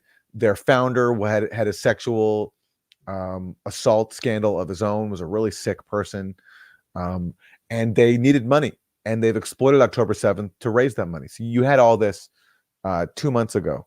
And I know you don't care about awards and the acclaim, but really the reporting you've done single-handedly since October 7th deserves every award there is. It's been so important because very few people are willing to go to the places that you've been willing to go to in terms of challenging the fundamental claims that you're just not allowed to touch. I mean, you're allowed to, in liberal progressive discourse, you're allowed to criticize Israel for abusing human rights. But when it comes to challenging the very, the atrocity claims that are at the core of Israeli narratives, people don't go there. And people have to go through these ritual denunciations of what happened on October 7th without actually really questioning and understanding, trying to understand what happened. And you've gone there, and it's been so important. And it's great to see the Israeli media catch up with you 2 months later, after calling you a conspiracy theorist for reporting exactly what they end up reporting way after the fact. Well, thank you for saying that as an award-winning Canadian journalist and winner of the Izzy. I.F. Stone heavily attacked. The Izzy Award is named for I.F. Stone. Came under heavy attack from the Israel lobby as well. So whatever. I'm not seeking any awards. I just, it gives me some satisfaction to be able to force the truth, force this issue into mainstream publications. I don't expect them to cite me. I don't expect the Intercept to cite me, but I can still get some level of satisfaction from this. And like I always say, it's like we're fighting fatigue. We're fighting with the psychological trauma of the intimate absorption of so much violence against people in Gaza, where you just see it in a more intimate way than you ever have through social media.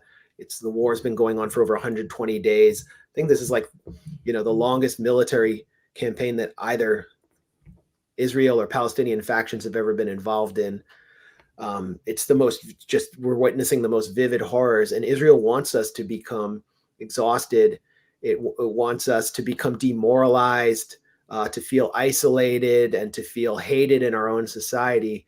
And I always say, the thing that keeps me going isn't the idea that we're going to just win immediately and we're going to have a revolution and topple all these forces, that, we will see a victory in the struggle against Zionism, for example. But just being able to be the biggest bastard I can be and actually mess with these people, it helps keep me going. And I think everyone needs to find a way to soldier on, because this is going to continue for some time. I don't know if there will be. I was expecting a ceasefire by yesterday, actually, and was hoping that would be at least an end to the slaughter. Obviously, homelessness, starvation will continue in Gaza for some time, but at least an end to the slaughter. And it didn't happen. We just need to find ways psychologically to go on. So that's just kind of how we're functioning right now, is like we've made an impact, at least on how this is being discussed. People in the New York Times know, they watched, like people in the New York Times watched our debunking of their article. I know they did. Yeah. They had to read our stuff. No matter what they think of us, they had to look at it, because this is about their own institution, and it created internal strife, and it forced the issue that never would have come to the surface if Jeffrey Gettleman had just been left unchallenged. He would have won another Pulitzer, because our institutions are completely corrupt and unmasked. Yeah. I know from people directly at the Times that the work we did, but when I say we, I mean primarily you, Max, because you really did the bulk of the work on this. I just came along a little bit. It was felt at the Times. It was noticed, and they had to reckon with it, because what Gettleman did was such a fraud, and people were embarrassed by it. It was a far bigger scandal than the Caliphate podcast, which was a scandal for the Times when they relied on this fraudulent source. But that was just relying basically, like the problem there is, I remember it was the reporter Rukmini Calamachi relying on one fraudulent source, and that was the basis for a podcast. This is Gettleman doing a multi-layer fraud, manipulating people, manipulating a family, using their daughter and sister as a symbol of rape when there was no evidence whatsoever that she was raped, relying on a series, not just one dubious source, but a series of fraudulent sources.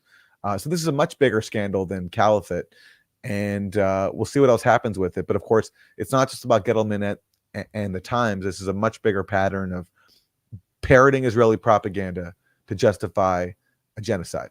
Yeah. And I mean, the reason it's a bigger scandal than Caliphate, I think, is because it's spread throughout the entire corporate and Western media. Yes. In many ways, like the OPCW Duma issue that you covered. And I mean, here's Sky News.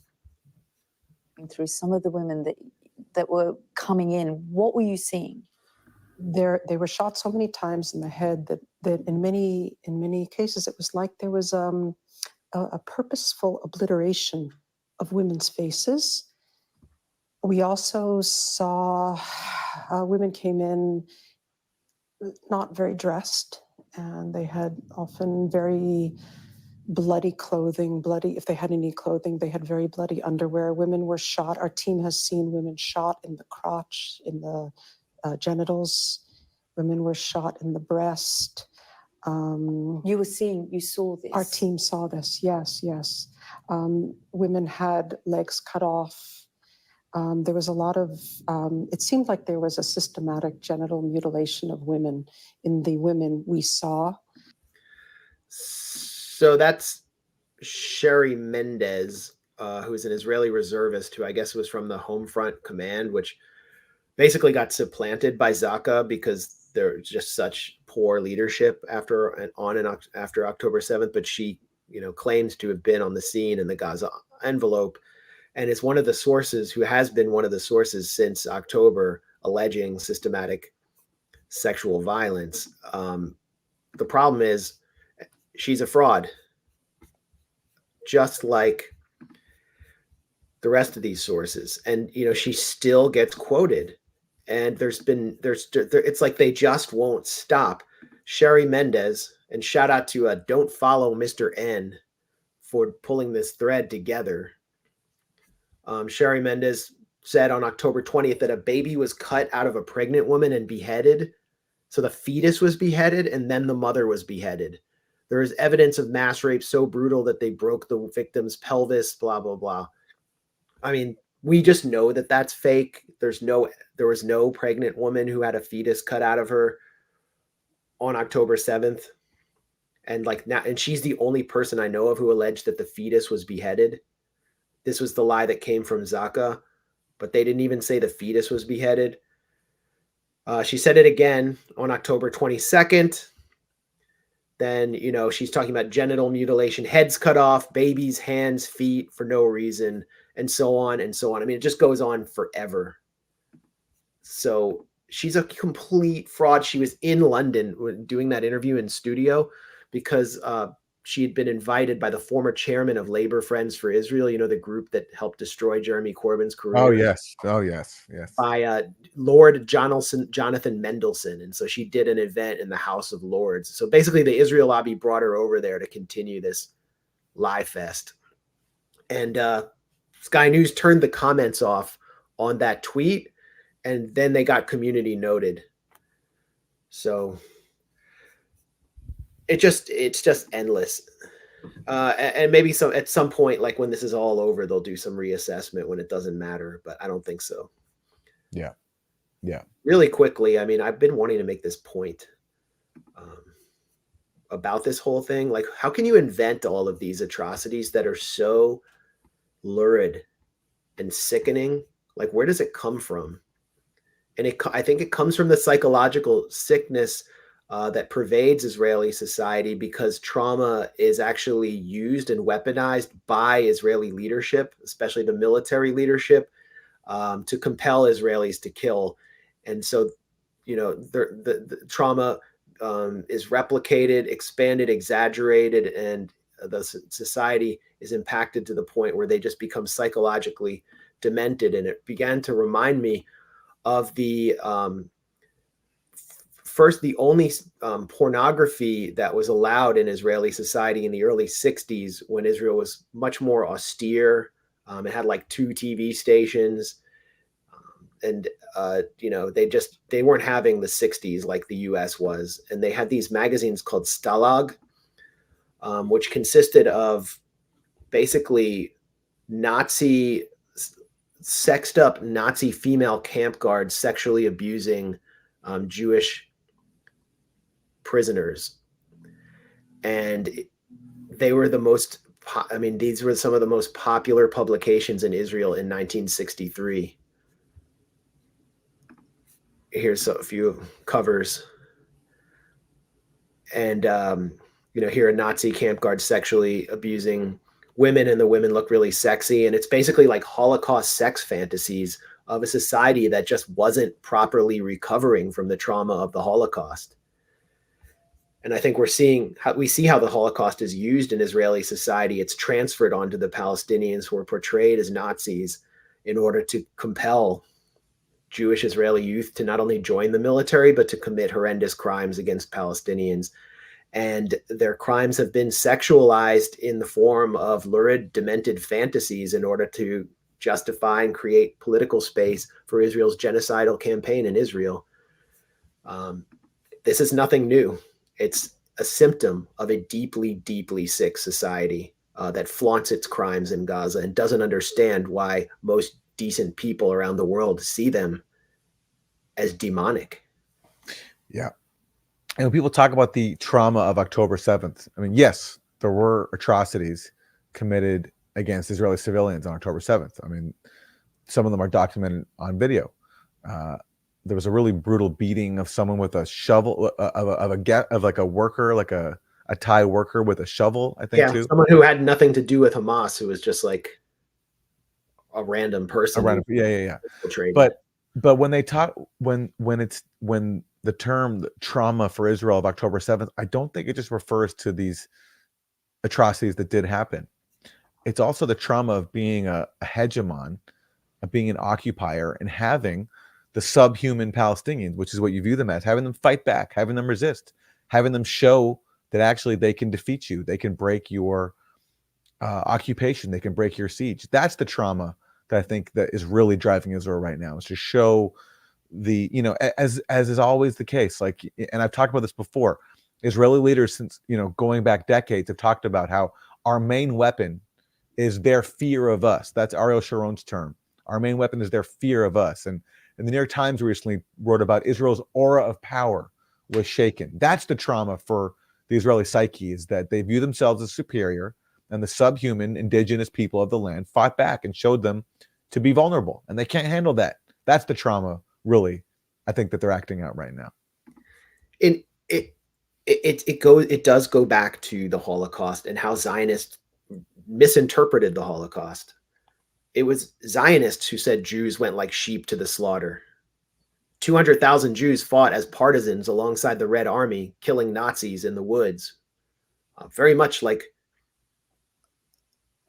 Palestinian resistance fighters. In fact, one of those partisans who fought in the Warsaw Ghetto, Marek Edelman, who remained in Poland after the war, addressed Palestinian commandos as comrades in a letter to them during the Second Intifada. So that has been taken out of history. Zionists wanted to portray Jews as not only humiliated during the Holocaust, but emasculated. And Zionism aimed to create a new man and to establish, not restore, but establish a sense of Jewish machismo and masculine dominance over the Arabs, even though they had nothing to do with the Holocaust. And October 7th represented the humiliation of Israel and its military, but also the emasculation. So many of the crimes that are being committed in Gaza and those committing them, when they flaunt them on social media, show themselves burning down a house, they're saying we are restoring the masculinity that is at the essence of Zionism and humiliating Arabs. That's why they're marching Arab men through the streets of northern Gaza with their shirts off and sitting them down on the ground in large masses, because they need to tell their women and the rest of society, we are still the real men. And for themselves, it's about saving their ego and saving the Zionist ethos, which is completely demented. So that's a great point. And I think that's where a lot of these bogus rape allegations also come from. Let me show this. This is apparently a tattoo that an Israeli soldier who served in Gaza got on his back. Look at this. What the hell? The smoldering buildings, like a mushroom cloud there, like just sort of immortalizing on his back the destruction of Gaza. I mean, this is a really sick society. Yeah, so look, you have to be be on screen. Say it again. Keep that on screen. Okay. He has Nova on the upper, on his right shoulder, and that refers to the Nova Electronic Music Festival, the Supernova Sukkot Festival. So this is all revenge for that. And he's in the engineering corps. So these are the groups that go in with massive amounts of explosives on the ground and blow up entire neighborhoods. And it obviously meant so much to him in his life that he got it tattooed on his back. This is like the greatest time in his life, was to destroy other people's neighborhoods. And it says something about Israeli society, which is, a very beach-oriented society, Mediterranean society. So you're going to be walking around with your shirt off a lot. He wants everyone to know he did this because they're going to literally pat him on the back for committing genocide. So what does that say about his countrymen and women? It's that they celebrate genocide. And this is like Israel, always has the most terminally awful aspects of Western culture. It always distills it perfectly. This is the ultimate hipster douche. Genocidal hipster douchery. Yeah, back tats already. Yeah, are generally not a good look, and this just takes it to a different level. I mean, it's like the Nazi version of a tramp stamp. Exactly. Here they are. This is what they're doing. This is what the engineering corps has been doing. Just blowing up entire neighborhoods. Oh. And they're cheering. Woo! Finally, the New York Times is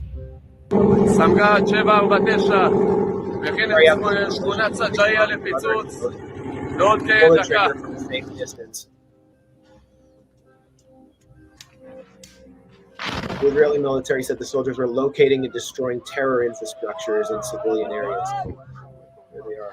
That's Hosea, east of Han Yunis. This is Isra University in Gaza City. Private university and no connection to Hamas. Shujaiya, east of Gaza City.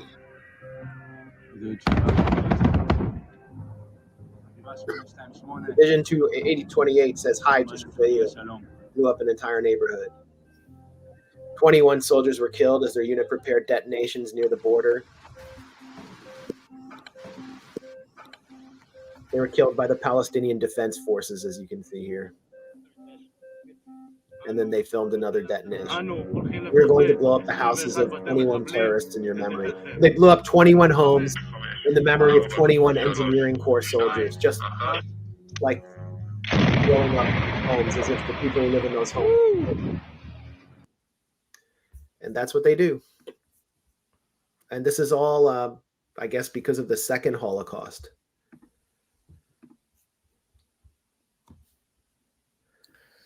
And this, could all be ended by Joe Biden today.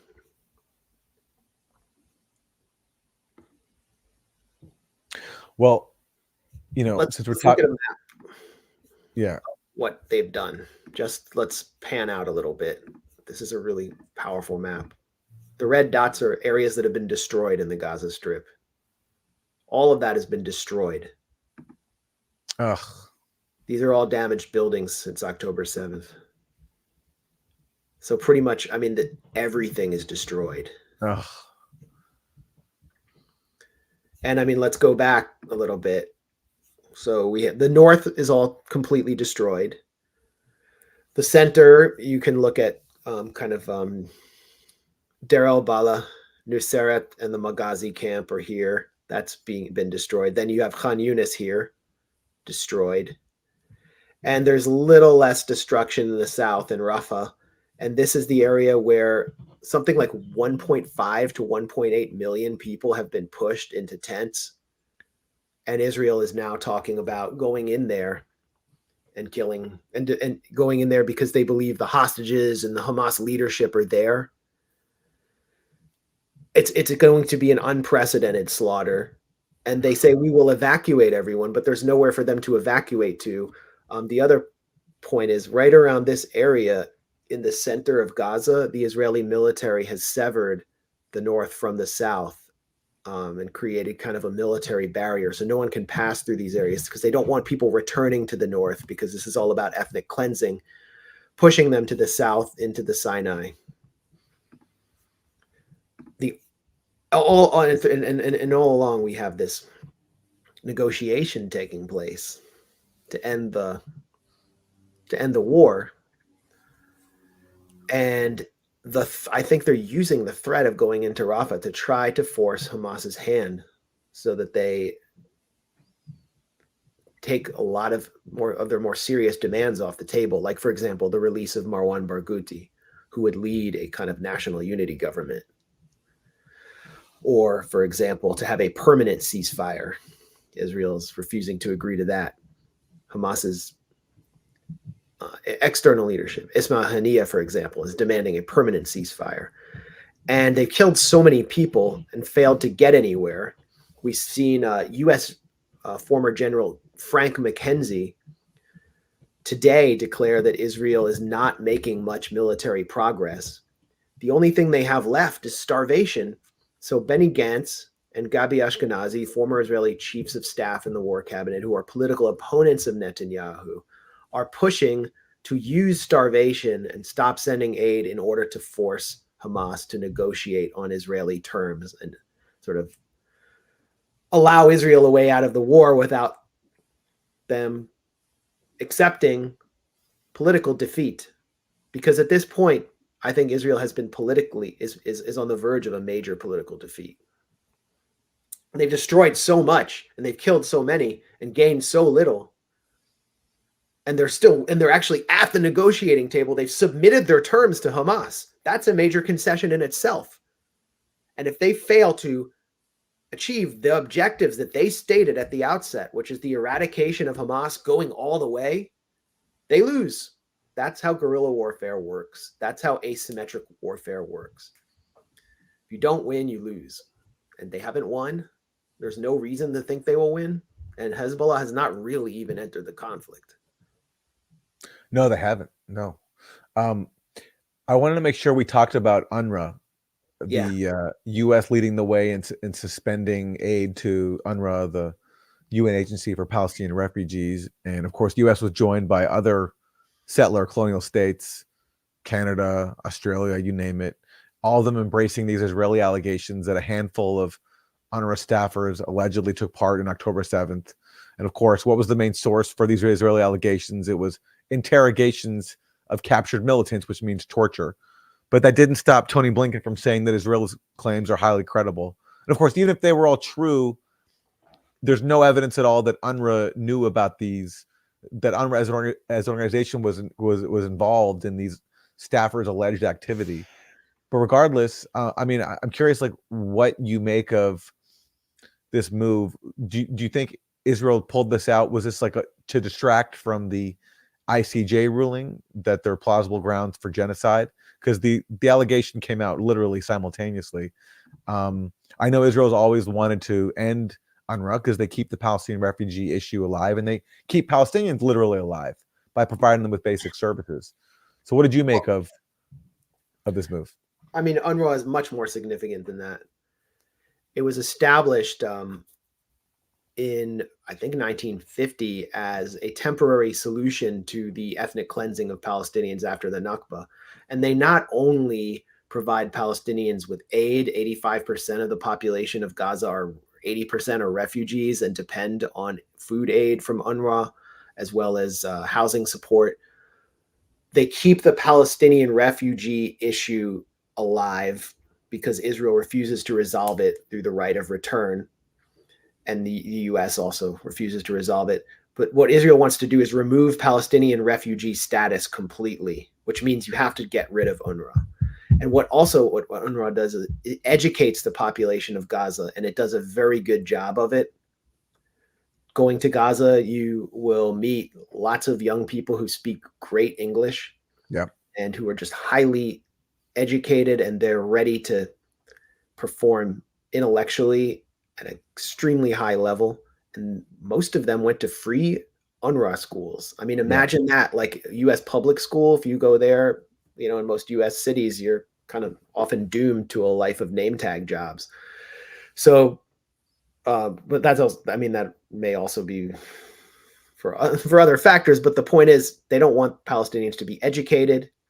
It's like how, you know, the antebellum slave masters did not want the black population to learn how to read. Yeah, same thing. They don't want Palestinians to have institutions in Gaza. So UNRWA is really the pillar, along with the hospital systems, the universities, which give them higher education, train them to be doctors and engineers and so on, and allow a society right next to Israel to compete with it. So they've been preparing this attack on UNRWA for a long time. I think the U.S. maybe allowed them to get away with it as punishment for the ICJ ruling. But here's just something in the sort of right-wing pro-Israel press that it indicates how much this was pre-planned, this attack on UNRWA. Israel wants UNRWA out of Gaza. The agency is Hamas's educational arm because everyone in Gaza is Hamas, according to Israel. Okay, this is from December 31st, before Israel rolled out all these fake intelligence documents claiming that UNRWA was involved in October 7th. Israel's foreign ministry, so it's the foreign ministry, it's not intelligence, it's the propaganda arm of the Israeli government, has put together a classified report calling for the removal of UNRWA from Gaza. The report's recommendations set out a 3-stage process for shrinking and eventually eliminating UNRWA, prepare a case detailing UNRWA's cooperation with Hamas, reduce UNRWA's field of activity and find replacement service providers, and transfer, and there's the key word, transfer UNRWA's responsibilities to another entity. Channel 12, which revealed the existence of this secret report, noted that Israel wants to move slowly, recognizing that the U.S. sees UNRWA as a positive player in humanitarian efforts, because the U.S. has always used UNRWA to displace its own responsibility for support, for providing aid or supporting the Palestinian population that it has helped doom through its support for Israel. That's why we see Tony Blinken previously making positive statements about UNRWA. The ministry, the Israeli Foreign Ministry, hopes to gradually build the case for ousting the organization, linking that goal to discussions on the day after Hamas. And so I think they just sort of seized the opportunity of the ICJ ruling to roll this out. And what are they actually claiming? I mean, what is their claim? Their claim is that UNRWA oversaw the October 7th attacks, that UNRWA leadership oversaw it, that a large part of the UNRWA staff in Gaza raided Israel. No, Israeli intelligence, and click past this yoga challenge for seniors. Very relevant for us. Very relevant for us. Yeah, it's targeted. Yeah. Accurate data mining. Israeli intelligence report claims 4 UNRWA staff in Gaza involved in Hamas kidnappings. So even if that's true. Yeah, 4. Initially it was 12. They had to revise it down to 4.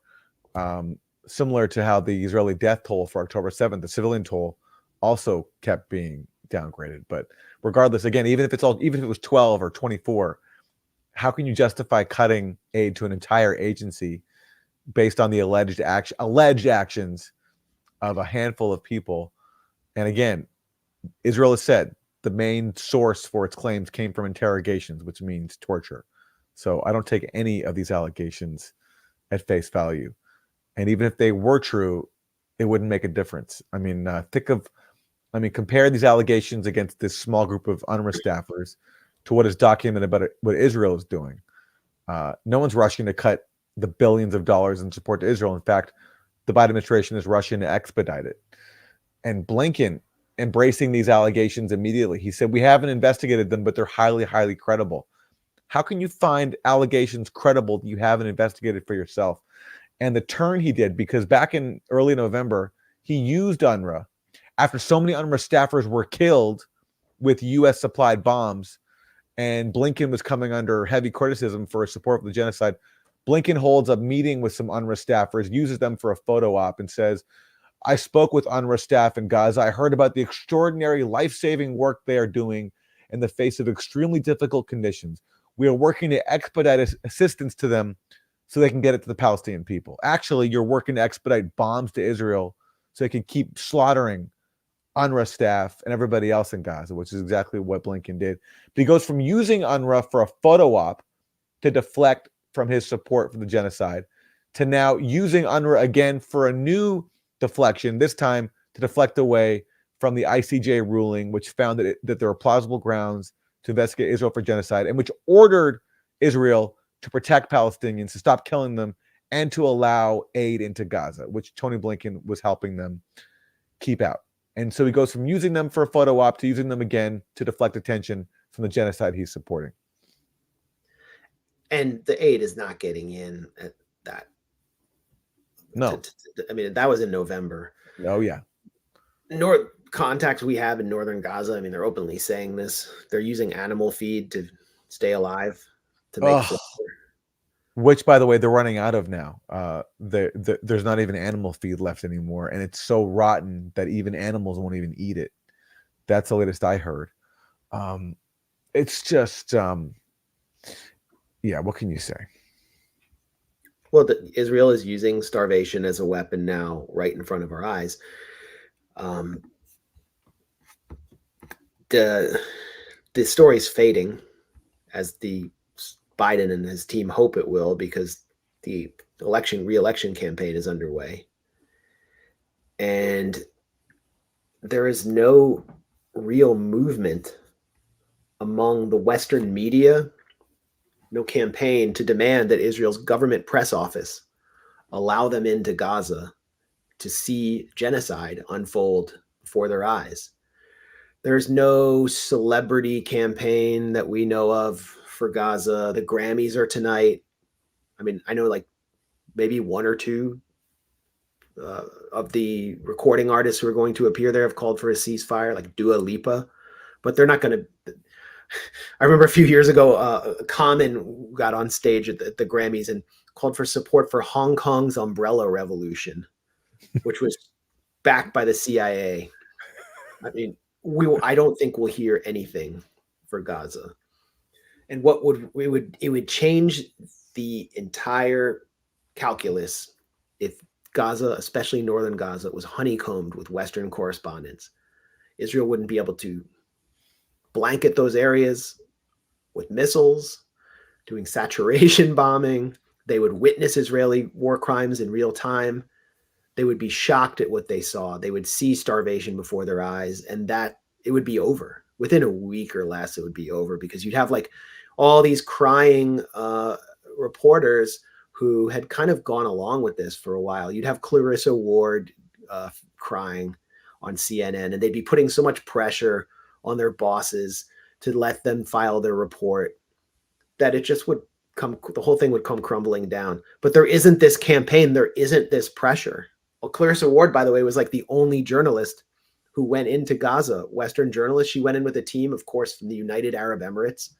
She went in for like 2 or 3 hours, saw some children in hospital beds, made it out to just be, she downplayed the calamity.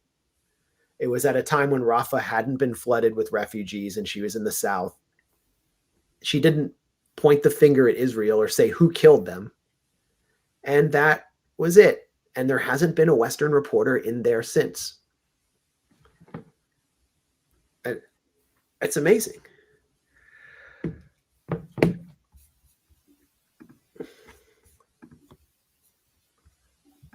you still there? I'm here. Yeah. I just, I have nothing to add to that. Are you? Yeah. There's nothing to add. There's a new poll out, though. And it doesn't matter to Biden. But most Americans want ceasefire. Most Americans want an end to the Ukraine proxy war. This is a News Nation Decision Desk poll. 3/4 of Republicans and 68% of Democrats want to avoid military involvement in the Ukraine-Russia war. And then we have the Zogby poll commissioned by Rainbow Push, which was Jesse Jackson's old group, and the Arab American Institute, which shows very strong support for a ceasefire. I mean, you can criticize, say, oh, those are partisan sources, but they basically just commissioned a noteworthy polling firm to carry out that poll because they knew the numbers would work in their favor. And, on the Ukraine issue, it's so popular. Peace with Russia is so popular among Republicans that I would say the top Republican media figure who has been kicked out of Fox News because he was, I guess, too populist, too close to the party base, Tucker Carlson, is in Moscow triggering a neoconservative freakout. So, I mean, yeah.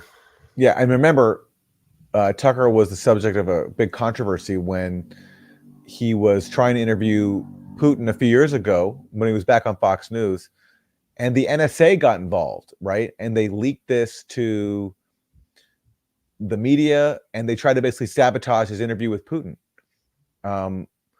which was a whole big thing.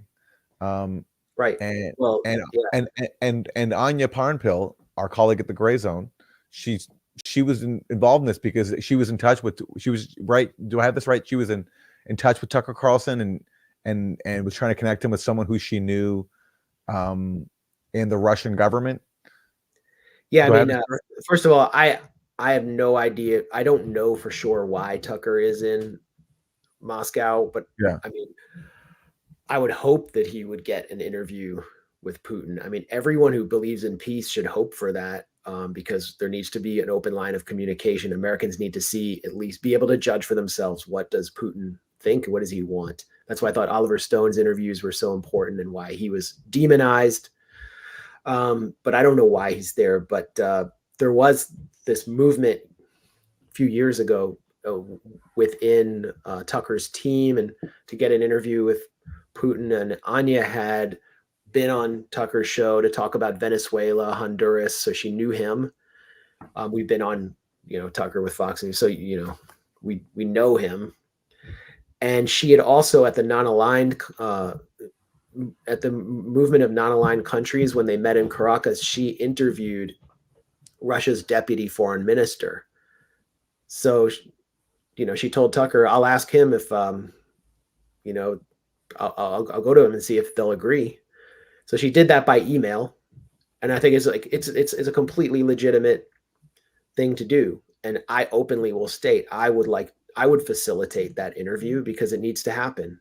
I'll facilitate it for anyone. I'll facilitate it for Chris Cuomo if I could. I don't know if I could facilitate it. I'm just saying I want it to happen.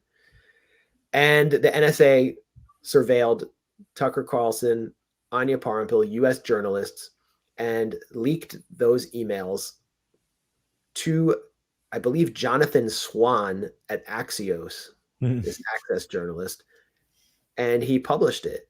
So the NSA was basically spying on U.S. journalists and leaking to the press to prevent this interview from happening.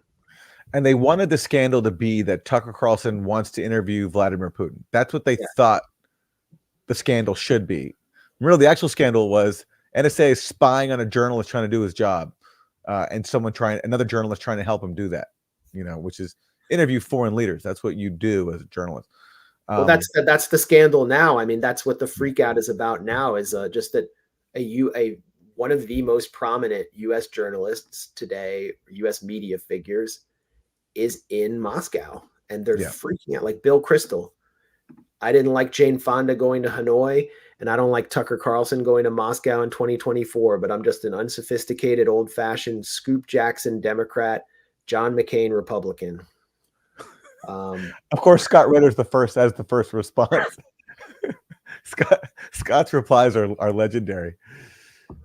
No, you're a warmongering chicken hawk who never served a day in uniform. And yet I wish Scott could say it in his voice. And he's right. I can't do Scott. I can't do him justice.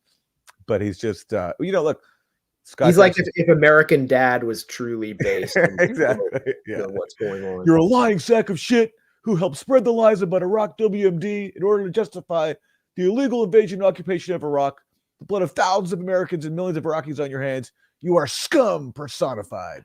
Yeah, I mean, I would love to see him say that to Crystal's face and just see Crystal just. I mean, he's just such a wimpy little guy. Yeah. But yeah, Scott's right. Yeah, absolutely. Of course he is. But I mean, the follow-up tweet to this is great because like Crystal just spells out the agenda. If you tell me that Scoop Jackson Democrats and John McCain Republicans form a uniparty, I'll respond that it's a lot better than either of our existing political parties. Wow. That's amazing. So that's the agenda. I mean, Bill Kristol doesn't care. He's supporting Nikki Haley. He's supporting, he'll support Adam Schiff. He's working both parties. It's all just about making war. And these guys, as I said, these neocons, while they freak out about Tucker Carlson going to Moscow, possibly to conduct an interview, as though U.S. journalists haven't interviewed Osama bin Laden before. They bust a nut every time Zelensky or Netanyahu comes to Washington to tell us, the U.S. taxpayer, that we have to give them our money so they can give weapons to their fascist death squads.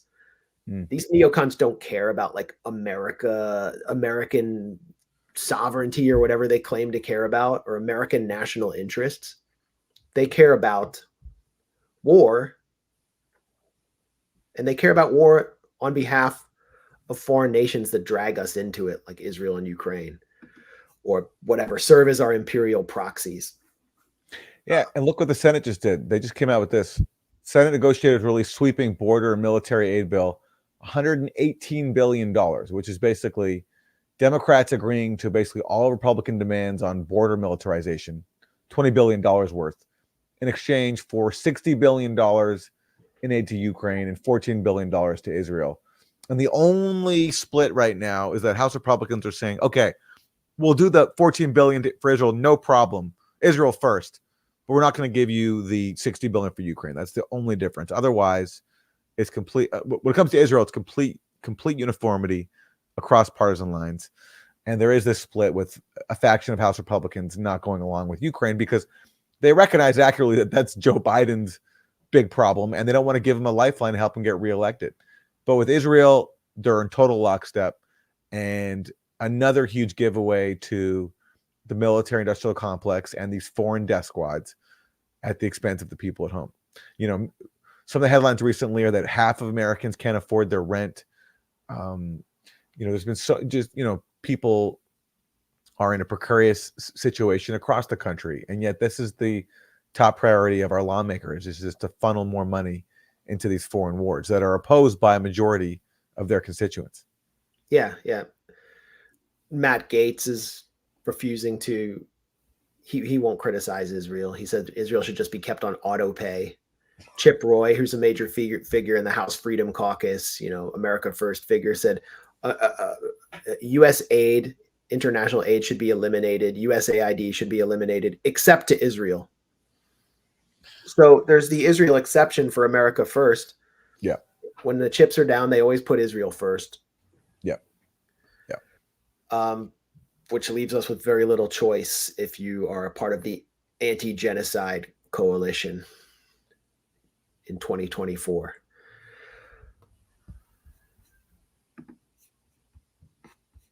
Anything to add? Nothing to add. No. We always mean to do something about Ukraine, but we just, unfortunately, the genocide, there's too much to cover. But I don't know. Do you want to address Zelensky versus Zelensky, or should we go? Well, very quickly, there's this weird thing going on where it was reported and widely confirmed that Zelensky is going to fire the head of the armed forces of Ukraine, Zelensky. Zelensky even reportedly told the Biden administration he was going to do it, but it hasn't happened yet. Zelensky, meanwhile, on the eve of what was expected to be his firing, posts a picture of himself with the head of the Right Sector militia, which is one of these powerful ultra-nationalist militias, which threatened Zelensky's life if he made peace with Russia and the breakaway republics of the Donbass. So I don't know, is this like a show of intimidation to Zelensky, like saying, I can, side with the people that want to kill you if you fire me? I don't know. It's very strange. And meanwhile, you have Victoria Nuland showing up recently in Kyiv, and she was boasting about how Putin's in for a whole bunch of surprises this year. I have no idea what she's talking about. Like, according to U.S. officials speaking to the Washington Post recently, their best hope for Ukraine this year is that Ukraine doesn't lose any more territory on top of the 18 and 20% that they've already lost. So anyway, here's Nuland. Why not?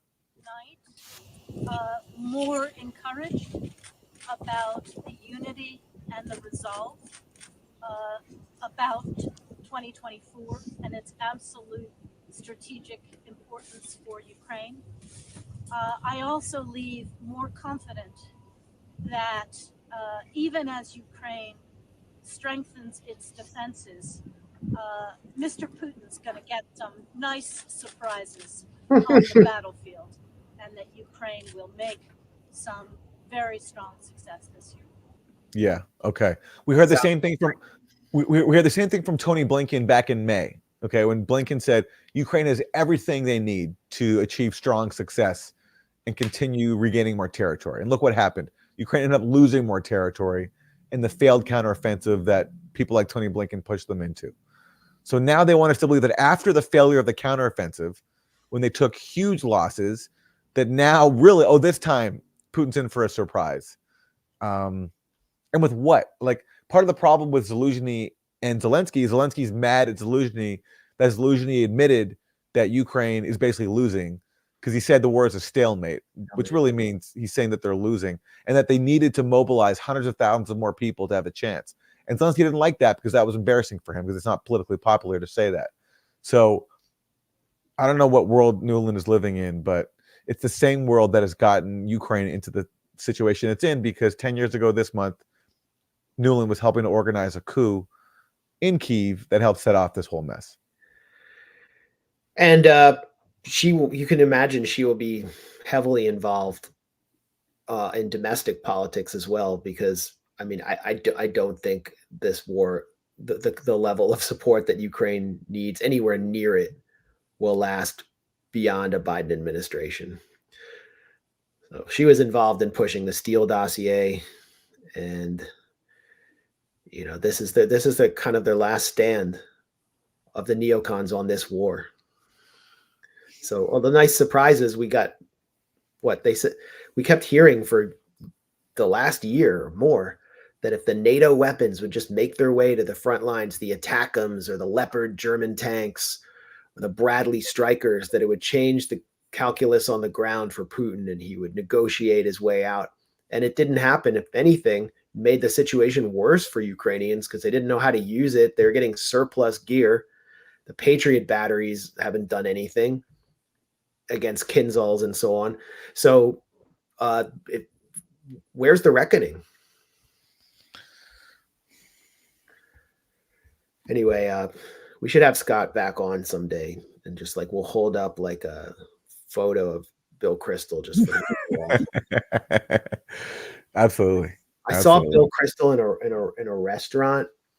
Remember when I was like arrested at my house for of course, delivering food to my comrades in the Venezuelan embassy who were doing this standoff with these crazy coup mongers. I was falsely accused of assaulting old woman, just crazy. The night that went down, and like I think other people were arrested. I wound up in a restaurant, and Bill Kristol happened to be at the next table, and I was just like, I don't think I should start any other trouble. Because like I knew arrests were happening. I figured they'd like come for me at my house, but it took them like months and months and months to even like authorize this warrant against me. It made no sense. But I was like, I got to leave Bill Kristol alone, because like then I'll really get arrested. Oh, definitely. Yeah. He will take revenge on you for bothering him during a meal. I remember, and like they kept you in jail for like the maximum time they could, right? You were there for like 48 hours, I think, on a right after being arrested on a completely fake charge, a fake I was the claim. first one in and the last one out. Yeah, there we go. Yeah. And well, they wanted to. I mean, it wasn't just that you're out of jail. I was let out to on the condition that I would stay around for my impending trial, a federal trial for assault. But then they dropped the charges because I guess it was bogus and there was a campaign mobilizing behind me. But yeah, I mean, I could have also gotten charged with berating a neocon in public.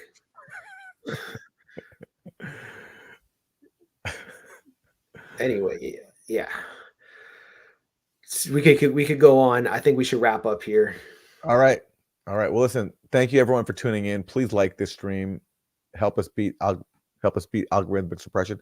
Please support the Grayzone. Information on how to do that is at the bottom of the screen. Yeah. Max, anything else you want to say?